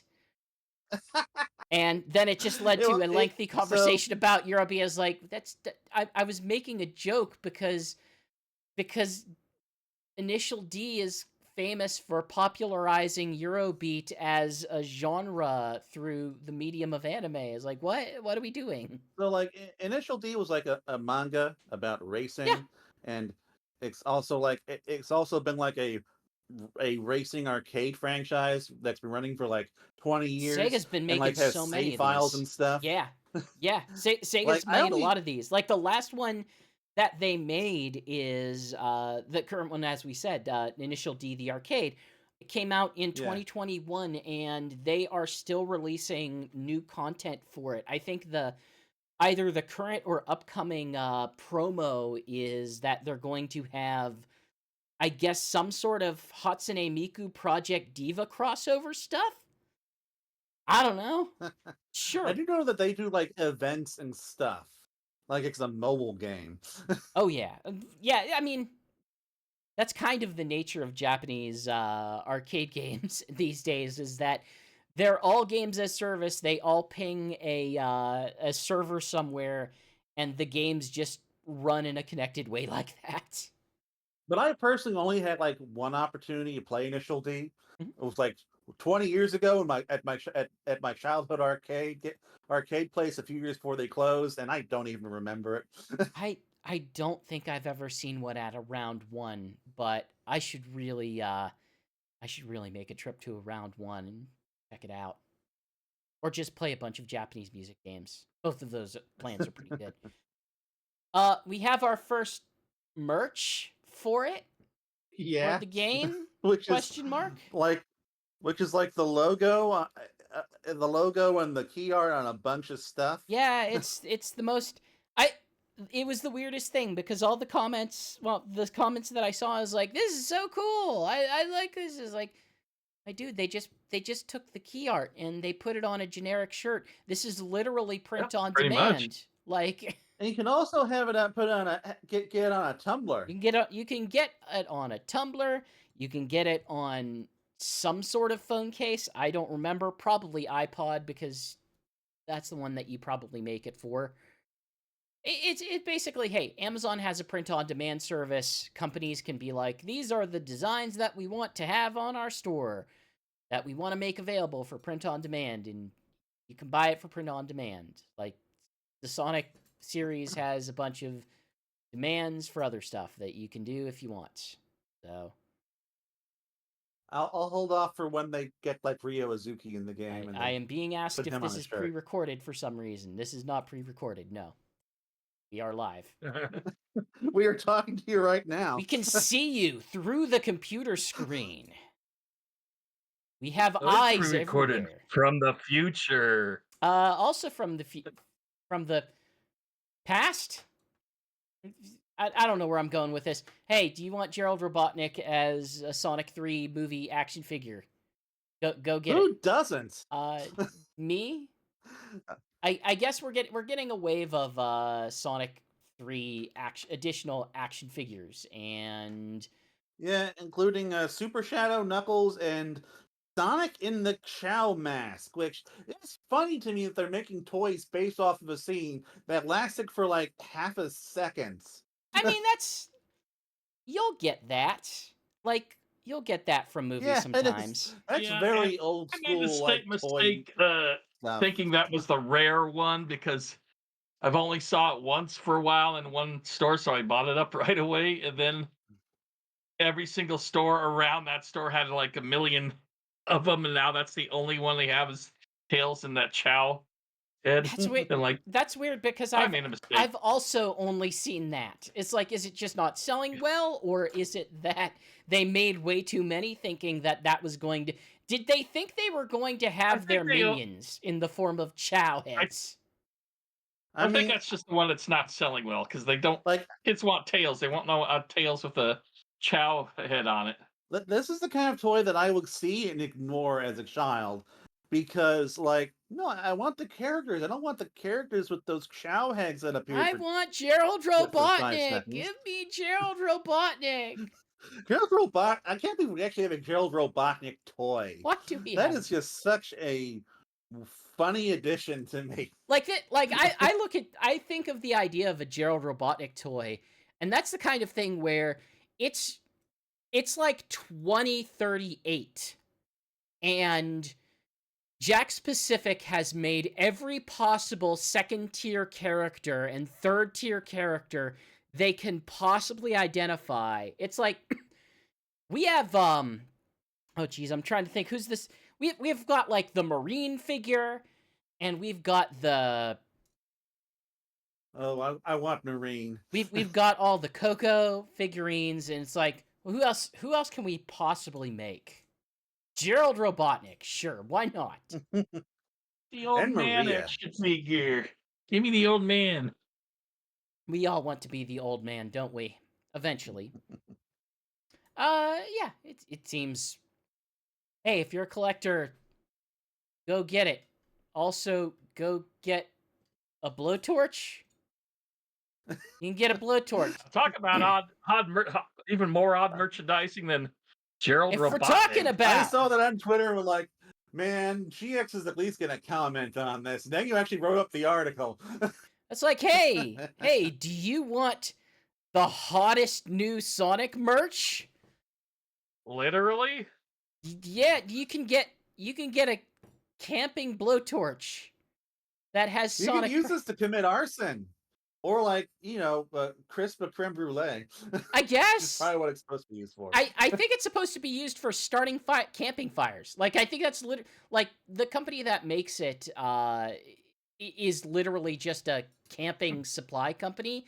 They make like camping stoves and things like that. So I think it's just like to start camping fires, to light camping stoves, etc. Well, it looks like the kind of blowtorch you see in a kitchen. Maybe. It's probably not that far removed. You kind of like refill it and use it. It's the weirdest freaking thing because the company doesn't just like make like you're not gonna go to this product page and be like, hey, there's the Naruto one that you could get. There's the one based on Yokai Watch. There's the one where it's like, hey, you want a Pikachu lighter? You can get a Pikachu lighter. No, they don't sell licensed lighters. It's just that they have these two, a Sonic one and a Shadow one, and the rest of them are unbranded. My theory has been that SEGA says yes to everything. I mean, that's the theory that I've been saying for years, my dude. This Sonic license seems very, very affordable based purely on the things that come out of it. But hey, I can see Shadow putting himself on a blowtorch, like, hey, Sonic, want to set some things on fire? Is Sonic? Wait, Is Sonic and Shadow Beavis and Butthead now? Is that where we've gone with the series? Yes. Like Godzilla make a Shadow worships the better flames. blowtorch. You can detach his head out the nozzle, make it look like he's breathing fire when you're blowing it. Just Ugh. Sonic and Shadow absolutely obsessed with getting laid, and eventually Shadow pulls his shirt over his head, like, I am the great Cornelio. Just God. just everything that should be happening with a healthy franchise. That's how you can tell it's a healthy franchise. Hey, Crabmeat. You can get Crabmeat Lego. It was sort of leaked, then announced, then you get it. And you thought it might be like from I forget what it's called, like a thing you can get with gift with other purchase. things. Yeah. It's in the same sort of code line where you would normally get it with a gift with purchase. And Which we were kind of thinking of, but as I'm seeing this, it seems to be with the rewards program. So is it only in the online store, or would this be physical at a Lego store? So I have mine on hand, and what you do is basically you have about if you have 2,000 reward points, which I think is in the realm of $20, something like that. No, I checked in on this before we started. It's about $58 to get up to 2,000 points. Damn. No, I meant 'Cause I meant the Lego- actual equivalent value. Like, Oh, okay. yeah, I know. Hey, points can fluctuate a little bit like that, but I meant like, hey, it's the equivalent of paying like $20 worth of points. Right. So, but yes, you will probably have to pay some much larger amount of money to get those points for certain. Especially now that it is no longer double points weekend for insiders. But effectively, if you're a Lego Insider, which is a free sign up, you do it, you buy things, you get points, and then you spend those points. You can spend those points to get a coupon code for the Crabmeat set online. And then the next time that you make an online purchase, you can redeem that coupon code and they will send you the Crabmeat with it, which is how I got mine. So I've got it in hand. Wait, you got this? Yeah, I got it. So you have to purchase anything online before you can get your Crabmeat, even if you have the points. Yeah, basically they just throw it in with your next major Lego purchase. So if you're in the regular habit of buying Lego sets online, then you just throw this in with your next thing, which it's roundabout, but I don't know, it's kind of a pain in the ass unless you're really buying Legos fairly consistently, which yeah, and I kinda I'm am. still wondering if they could do that in store. I 'Cause don't I know believe there's so. not a lot of Lego stores, but I don't think they my local mall has I one. don't think they keep them in stores. Like, I don't think that's how the reward system works. Because there's other sets that you can get through the reward program. Like, it's not the only one. You can get like different small boxes or trinkets, or I think one of them's like a compass build or something. There's other sets that they offer through the points program like this. It's just they don't typically offer them in store because I don't think they're made to be stocked regularly in store. Mm. So yeah, all I know is like when you get around to building that thing, you should tell us about it in the next episode. I will try. Right now, my current build is Bumblebee. For the double points, I got a bunch of stuff. I caught up on some Animal Crossing sets. I got the Cyclone mech, but then my big one was Transformers Bumblebee. So got him, building him. He will get to stand right next to Optimus once I'm done, and I'm very happy I have another robot for my robot shelf. My rapidly expanding robot shelf. So, but hey, we got another new Sonic game. Maybe we got something coming out. We've got a game that I wouldn't expect, but yeah, we got a new trademark. got a new trademark. Now these trademarks generally don't mean anything big. But whenever Sega makes a trademark for something new, it generally means that they're doing something, but it could be for a theme park or a mobile game or something. Yeah, it could be but anything from Sonic like Blitz. yeah, it could be anything from like an arcade game to hey, remember when they had the trademark for Sonic and Friends and we were trying to figure out what that was? And it's Yeah, it turned out to be like a TikTok yeah. animation series. Sonic Blitz at least sounds vaguely game adjacent. So A lot of people are saying, "Ooh, is this a fighting game? Is this a fighting game? A 3D action game or something?" But I don't know. Like it could be like football, Sonic Football. my money The who the hell knows game. my Because money that's oh, I was gonna say that is a very vague, name. Blitz. That could be what a number of things. Yeah. gonna be Sonic American football is what it's gonna be. Five aside. Now, my money's gonna be like, hey, this is gonna be an Apple Arcade game. That Oh yeah, that probably some kind of mobile game. it would not shock me. Like they have a good pace on putting out these Apple Arcade games because Apple likes it when they do that, and they continuously give them money to make games for the Apple Arcade platform. And they've been promoting Sonic as a core part of their Apple Arcade for years now. Sure have. It's a big draw.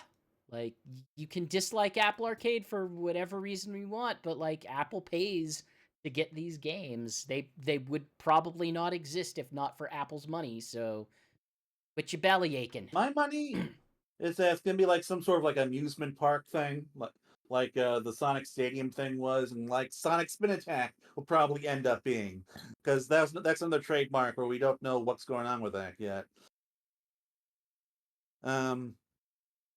But yeah, like keep your expectations low on this one.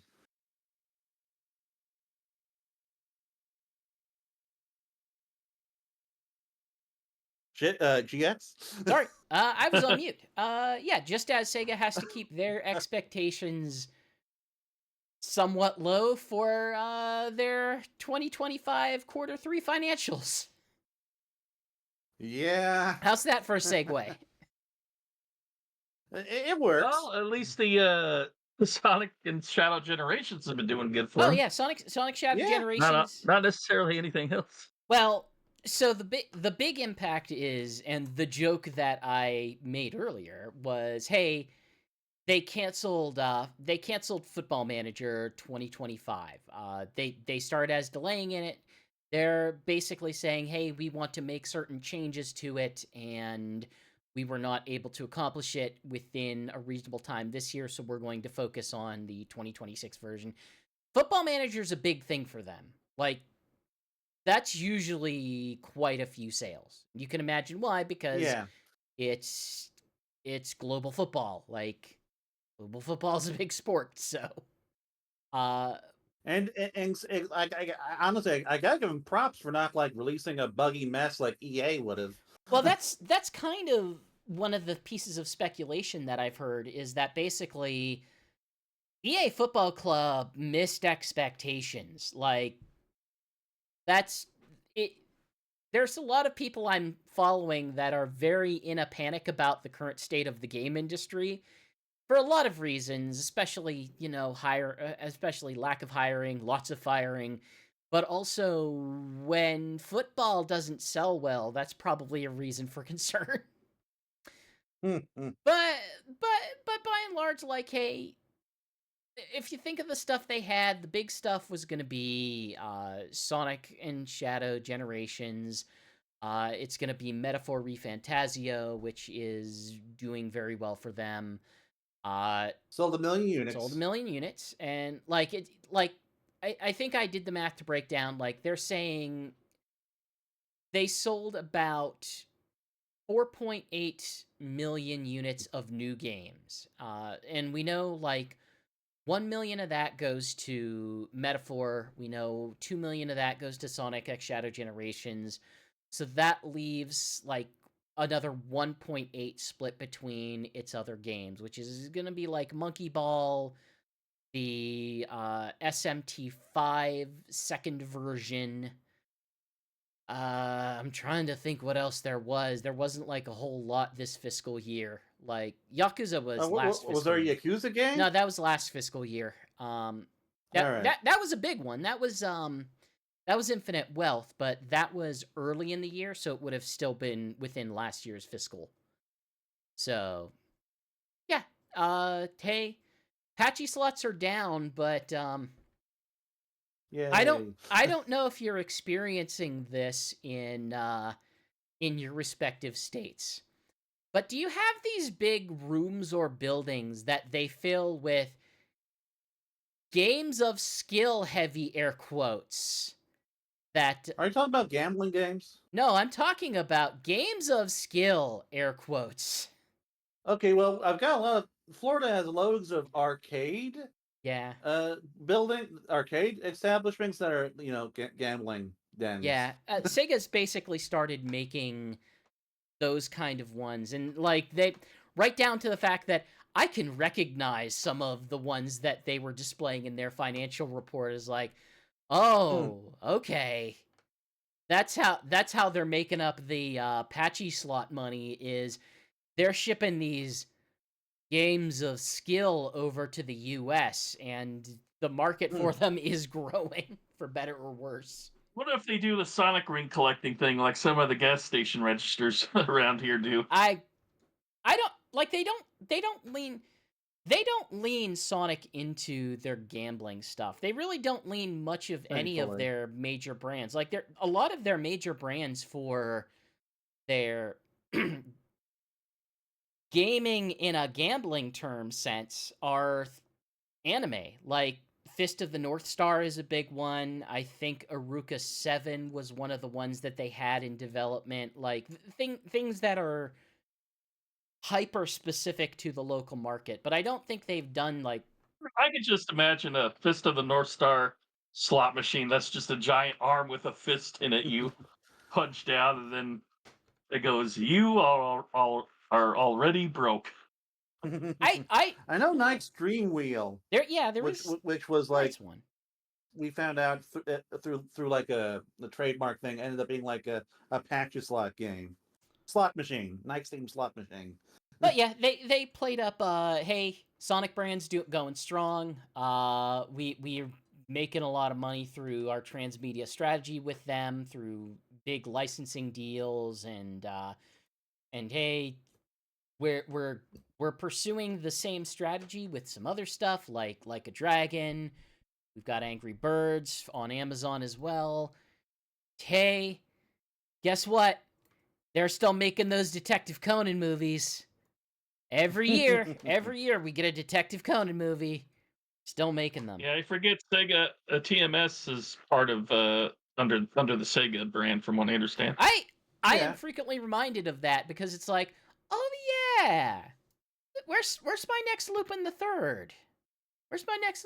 And actually, I'm now watching 2 of their shows at once, which is not a common thing.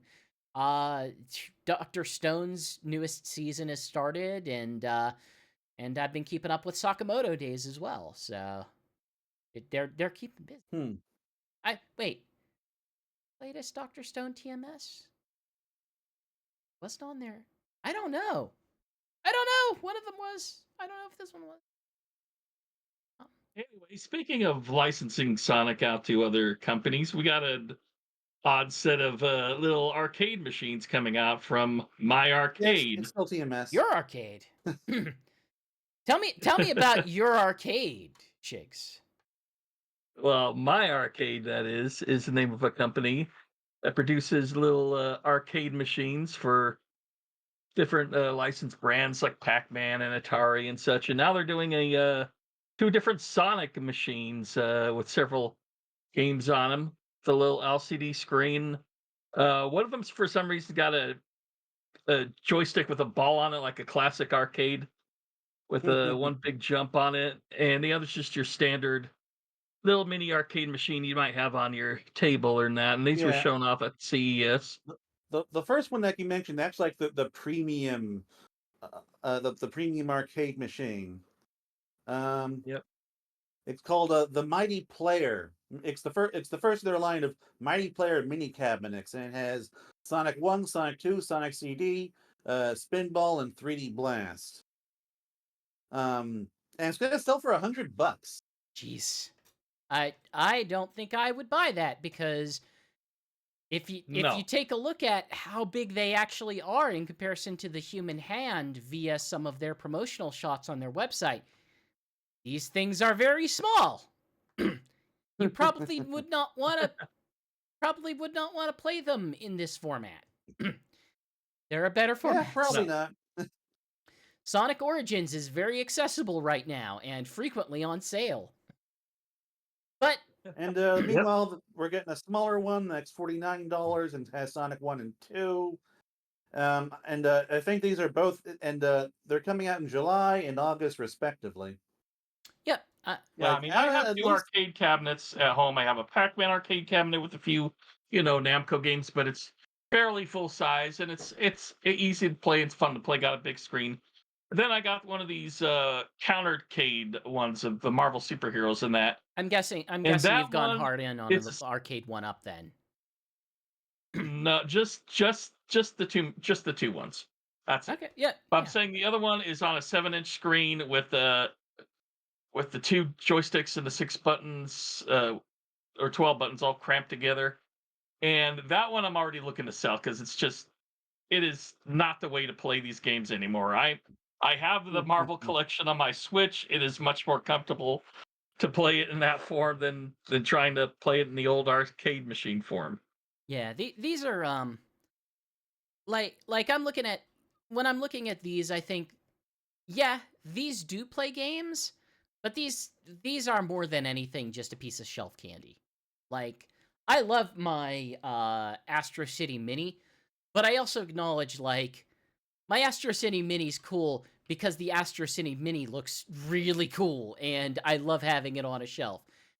Yeah, it's really cool that it also functions, but that's not really the point. So, I guess that's just my take. Yeah. Okay, and I guess okay, you go ahead. Now I was starting to host the show for a No, sec. it's fine. It's fine. Like, hey, we all push it ahead in our own ways. The biggest question is, we're hitting the 2 hour mark. Are you ready for some IDW discussion, or shall we hold it for the next? We got time, I think. Okay, then have that. I'm leaving you guys to figure this one out because I am still on break from IDW. I might go watch I'm the. ready for it. And this issue feels like something that should be fairly easy to discuss because it's short, but feels pretty self-contained. It's Um, basically an epilogue to the little saga, Sonic Rider saga we've had yeah, for the past 6 months or so about Clutch the Opossum and such. it's basically like it just goes over the aftermath of the destruction of Freedom HQ and all the stuff that happened over the course of issue 75. So And like basically where the stories are heading up into the future. yeah, like multiple little arcs are kind of like set up here, and it looks like each one's going to get like an issue or two devoted to it. It seems like at least I appreciate the setup that they're going for.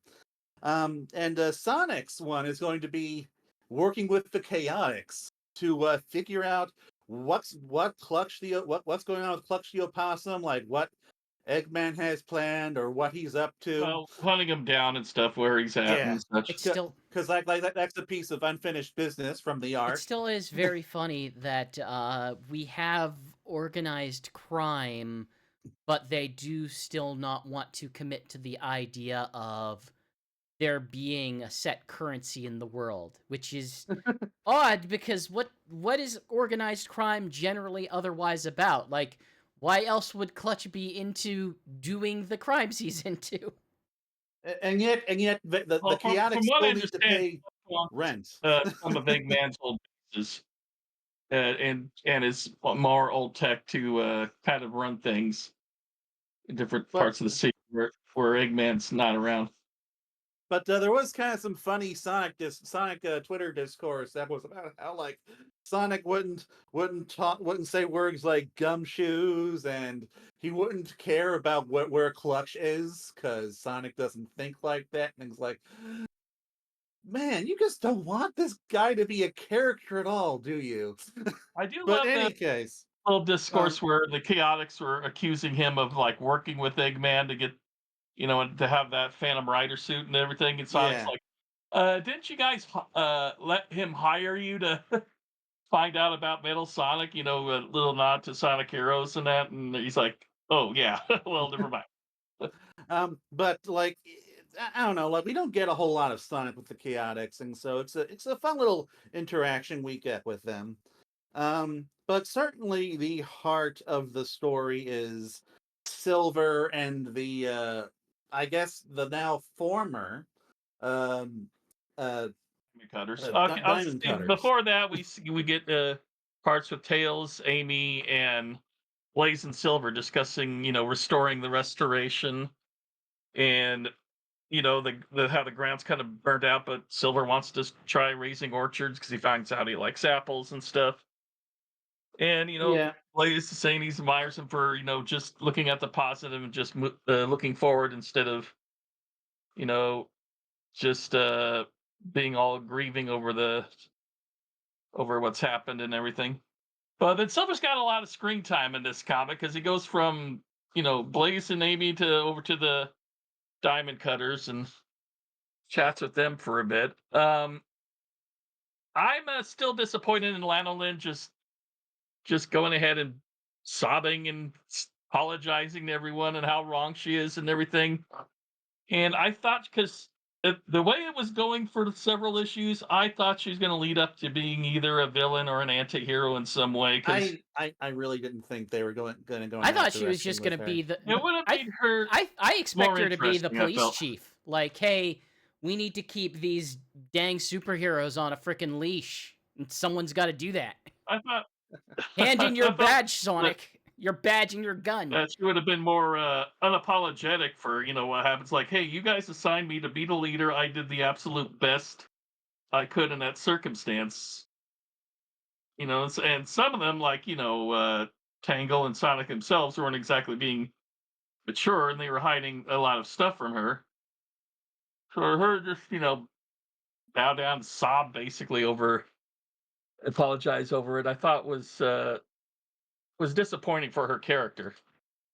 Look, Sonic, I've The got. one part I really liked was with Jewel, and that she felt real guilty over everything that happened, even though she didn't do anything wrong herself. And then we have this cute little moment of her crying and Tangle just taking up her big old giant tail, wrapping her up in it, lifting her way up in the air, and then gently putting it in her arms, like cradling her almost like a baby. I thought that was really cute, and just kind of comforting her in that spot. But ultimately, like this issue does appear to be about moving on from certain aspects of what has been part of the status quo for a while, which is Restoration HQ really does appear to be gone, and Yeah. presumably it's going to get replaced somehow. And Jewel is retiring as the leader of the as leader of the Restoration, and the Diamond Cutters are gone, and Lanolin has also retired from that, and they're and Bell like is pretty much, they're trying to go in a new direction now, and and Belle's like just out of there. She decided, she enjoyed her time with everybody. She's not mad at everybody. She wants to go out on adventure and discover more people and places, and took her yeah, motorbug and headed on out. Here's hoping that And like I that like direction is not bankruptcy. like and the one part I thought was interesting was basically the only thing Whisper was saying was, find mimic, end mimic. And then Tangle's like, hey, no, we discussed this.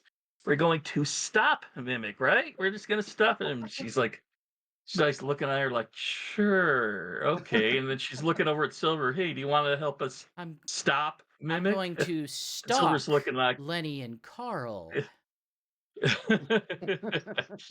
Yeah, Silver just looks eyes her, and he goes, "Absolutely." So I'm wondering if we're getting a little bit of like the Killer Instinct side of Silver we used to have in Sonic '06 or what have you. I don't think they're gonna be going that dark with him. Like Because Sonic it's 06 obvious that, Silver is dead, Mimic and it's does good that want he's dead. revenge. She doesn't want to just, bring him to justice. She wants him dead. Yeah, And I'm I wondering if know, Silver and sees that. like given what happened to Starling, maybe she'll get what she wants. We'll just have to see. But like I appreciate I appreciate the direction they're going. I'm genuinely sad to kind of see things go, to kind of see these things end, because I enjoyed the Diamond Cutters. I enjoyed having Jewel running the restoration, and um seeing that stuff end is a sad development for them. But like Yeah, that's for also the something kind that's also the kind of thing that this comic book has been needing for a while, and that we need to see them do more. And like, for, so I for appreciate from some that angle. yeah, for And something I that I thought was going to also be a small stakes arc, well, there's a lot of big repercussions that came out of this. and like I also appreciate that, like, like so like Silver, so like Jewel has decided that, like, yes, I was not cut out for this. I need to start. I need to start somewhere small. And Lanolin likewise felt like, like she was biting off more than she could chew by trying to run this paramilitary group, and they're working together now to rebuild a single town. I think Emerald Town is what it's called. Um, To be and fair to so like Lanolin, that leadership role was just dropped on her, and she was not prepared for that. so like these feel like natural places for these characters to go after a failure, and I'm kind of glad that they aren't just like acting like nothing happened. Right. um So Well, and their whole like restoration place got destroyed, so they can't just act like nothing I mean, happened. I mean, they saved their city, but in they Archie destroyed a comics big chunk of the building. in Archie Comics, they would have either gotten a brand new place by the next issue, or they would have simply rebuilt between issues. Like, um, Well, Archie Comics had a lot of devastation and stuff for it because they can get away with that back then, yeah. where IDW is on a lot tighter leash But like, than I'm just Archie saying, Comics like, ever they was. could have made it where it's like, yeah, like, hey, we're gonna rebuild and everything's back to normal in like an issue or two. Like, they could have Yeah. very easily done that, but no, like, they are kind of leaning into this being like a way for the characters to go in a different direction for a while. And I'm looking forward to seeing where these arcs go. Like Silver working with Whisper and Tangle, and uh, uh, and uh, man, I'm so so ha, so can I yeah, shift the topic a little bit, because hearing this I'm kind of curious about something. yeah, Do you feel like this marks a point in which time moves forward for the series, because it's kind of no, trapped in, okay, it's kind of trapped in this weird spot of, well, we need to fit in this, all of these stories exist between the time that Sonic Forces ends and Sonic Frontiers happens. So like we're kind of I think waiting they to see, just like, what does the like post Frontiers world look like. I if think they this is ever. basically just I'm like wondering if issue they just 50 where they ignores Frontiers altogether. I think it's like Just- this is gonna be like issue 50 where they use the events to reorient a bunch of characters and set off a bunch of plots that they're gonna follow up on in the future. Um, and what I find interesting is that Evan Stanley has said that, like, going forward, these are gonna be the first stories that she will have like complete control over. Which I was not aware of Did she this. Like, say I it thought by that laughing was. maniacally? These I mean, stories. you can imagine that, but I don't know. I guess like other people, or maybe Ian Flynn, were still like involved in the plaques before this in some capacity. Um, but like apparently, like she's gonna be she's going to be a little more in control of what's going forward. But like, yeah, so I am just looking forward to where all this stuff goes. And the very next issue, we are going straight into Sonic and Vector and the Chaotix, investigating Clean Sweep Inc. If going by the cover, it looks like Rough and Tumble are going to be the bad guys again already. They I don't still know. haven't learned their lesson. Yeah, like maybe like it's not going to be bad. They're not going to be bad guys, but it's going to be like a misunderstanding or something. But that's what the cover indicates. I think of these blocks, the one I'm definitely most looking forward to is where Tangle, Whisper, and Silver go. Sure. Although it looks like we won't be getting to them for a little bit. I think it's a little unfortunate that it looks like we're still gonna have at least one, possibly two episodes before we get to the DC Comics #1. Yeah, unfortunately, because that's the next one is March 19th, and so that means that's going to be our end of March episode, unless we delay the middle of March episode to incorporate that. The DC one get this DC Sonic one get delayed. I thought that was coming out in March. Yeah, March 19th. Yeah, March 19th. Okay, I thought you were talking about IDW Sonic and that DC Sonic got delayed. I'm sorry. But you know what we will get to discuss next, and sooner than that should be the Shadow one shot. Yep, you guys Which, will have also fun be discussing the Shadow one shot. We might also get to discuss the CrossWorlds beta, depending on if any one of us gets into it. I hope we both get in, and I hope that like a PS5 drops out of the sky and hits GX on the head, and he can get Hey, into. if you want to buy me a PS5, I'm not gonna say no to it. No, I said I hope one drops out of the sky and hits you in the head. If it drops out of the sky and hits me in the head, I would imagine it wouldn't be functional. Oh, okay. It will be dropped in a parachute. Okay. I don't see that as likely to be happening, but but I will keep an eye out. Like we were kind of predicting, like what, like hopefully spring or summer that the game proper would come out, but it's fine.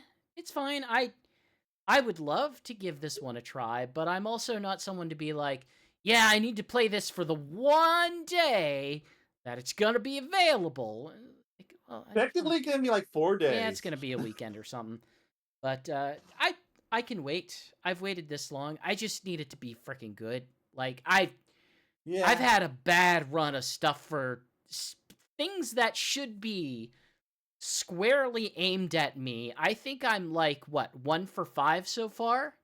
It's like, okay, what if we remake Sonic Colors? Cool. What if it's full of a lot of bugs? Oh. What if we remake Sonic Generations with a bunch of new content? Ooh. And all that content is focused on Shadow. Oh. It's really good and focused on Shadow. Yay! What if we I'm trying to think like the big thing that I'm super positive on still is Sonic Origins. I've been wanting Sonic Origins, or the core components of Sonic Origins, for a long ass time, and I at least got exactly what I wanted out of that.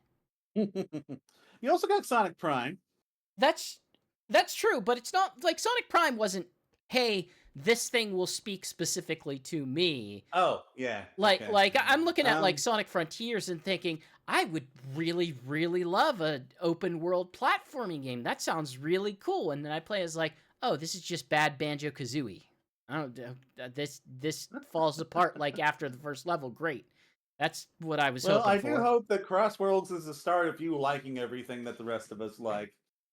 Well, hey, At the very least, I'm familiar enough with Transformers mechanics that I could probably provide you with some genuinely useful impressions if I get in. probably. I might just take it as an opportunity. I'm between games if I am not playing Sackboy, so maybe I play more Transformed, or maybe I just, I don't know, play more all of the Sonic racing games because I like all of them. Transformed, I've logged so many hours in at this point. Across like 3 different platforms. But at any rate, hey, our opinions are our own, but Sonic Talk itself is currently under the banner of Sonic Stadium over at sonicstadium.org. You can catch it. We're one of the internet's longest surviving Sonic fan communities. We've got news coverage. We've got all sorts of Sonic CrossWorlds news coverage. Hopefully more to come in the near future, maybe, hopefully. As well as, a big old community. You can hang out on our Discord. You can hang out on our message boards. You can do all sorts of stuff. You can even head over to YouTube and check out some videos that we've taken from, various places. You can subscribe to us on Twitch and let us know. And basically, anytime we do something live, be the first one to know about it. We're moving towards the return of various streaming projects. It's been slow. I've been just absurdly tired as of late. Not necessarily by doing much, but just through, I don't know, just being tired. Being an adult is tiring. So, but we're working on it. We're gonna have some cool stuff coming at you live. I have a bad game that I'm probably going to play some more. That should be a terrible experience, and you can come along for the ride with me. So, Yay. So with that, hey, you guys got anything you want to plug? Something that you done on the site? Something that you want to have people know about? I don't know. Just stay tuned to the site to read more of our articles, I guess. Yep. Finally wrote an article on the Sonic CrossWorlds. It wasn't much, but still something. I haven't been writing on the main site for a while. I need to do more of that. Yeah. Hey, you can find me on the Blue Skies at the Spin Dash, all one word. If for some reason you want to follow the comments I make on Magic cards, or me sort of just being insular and chatting with the Nintendo community I hang out in. Yeah, should be fun. With that, peace, everyone. See ya.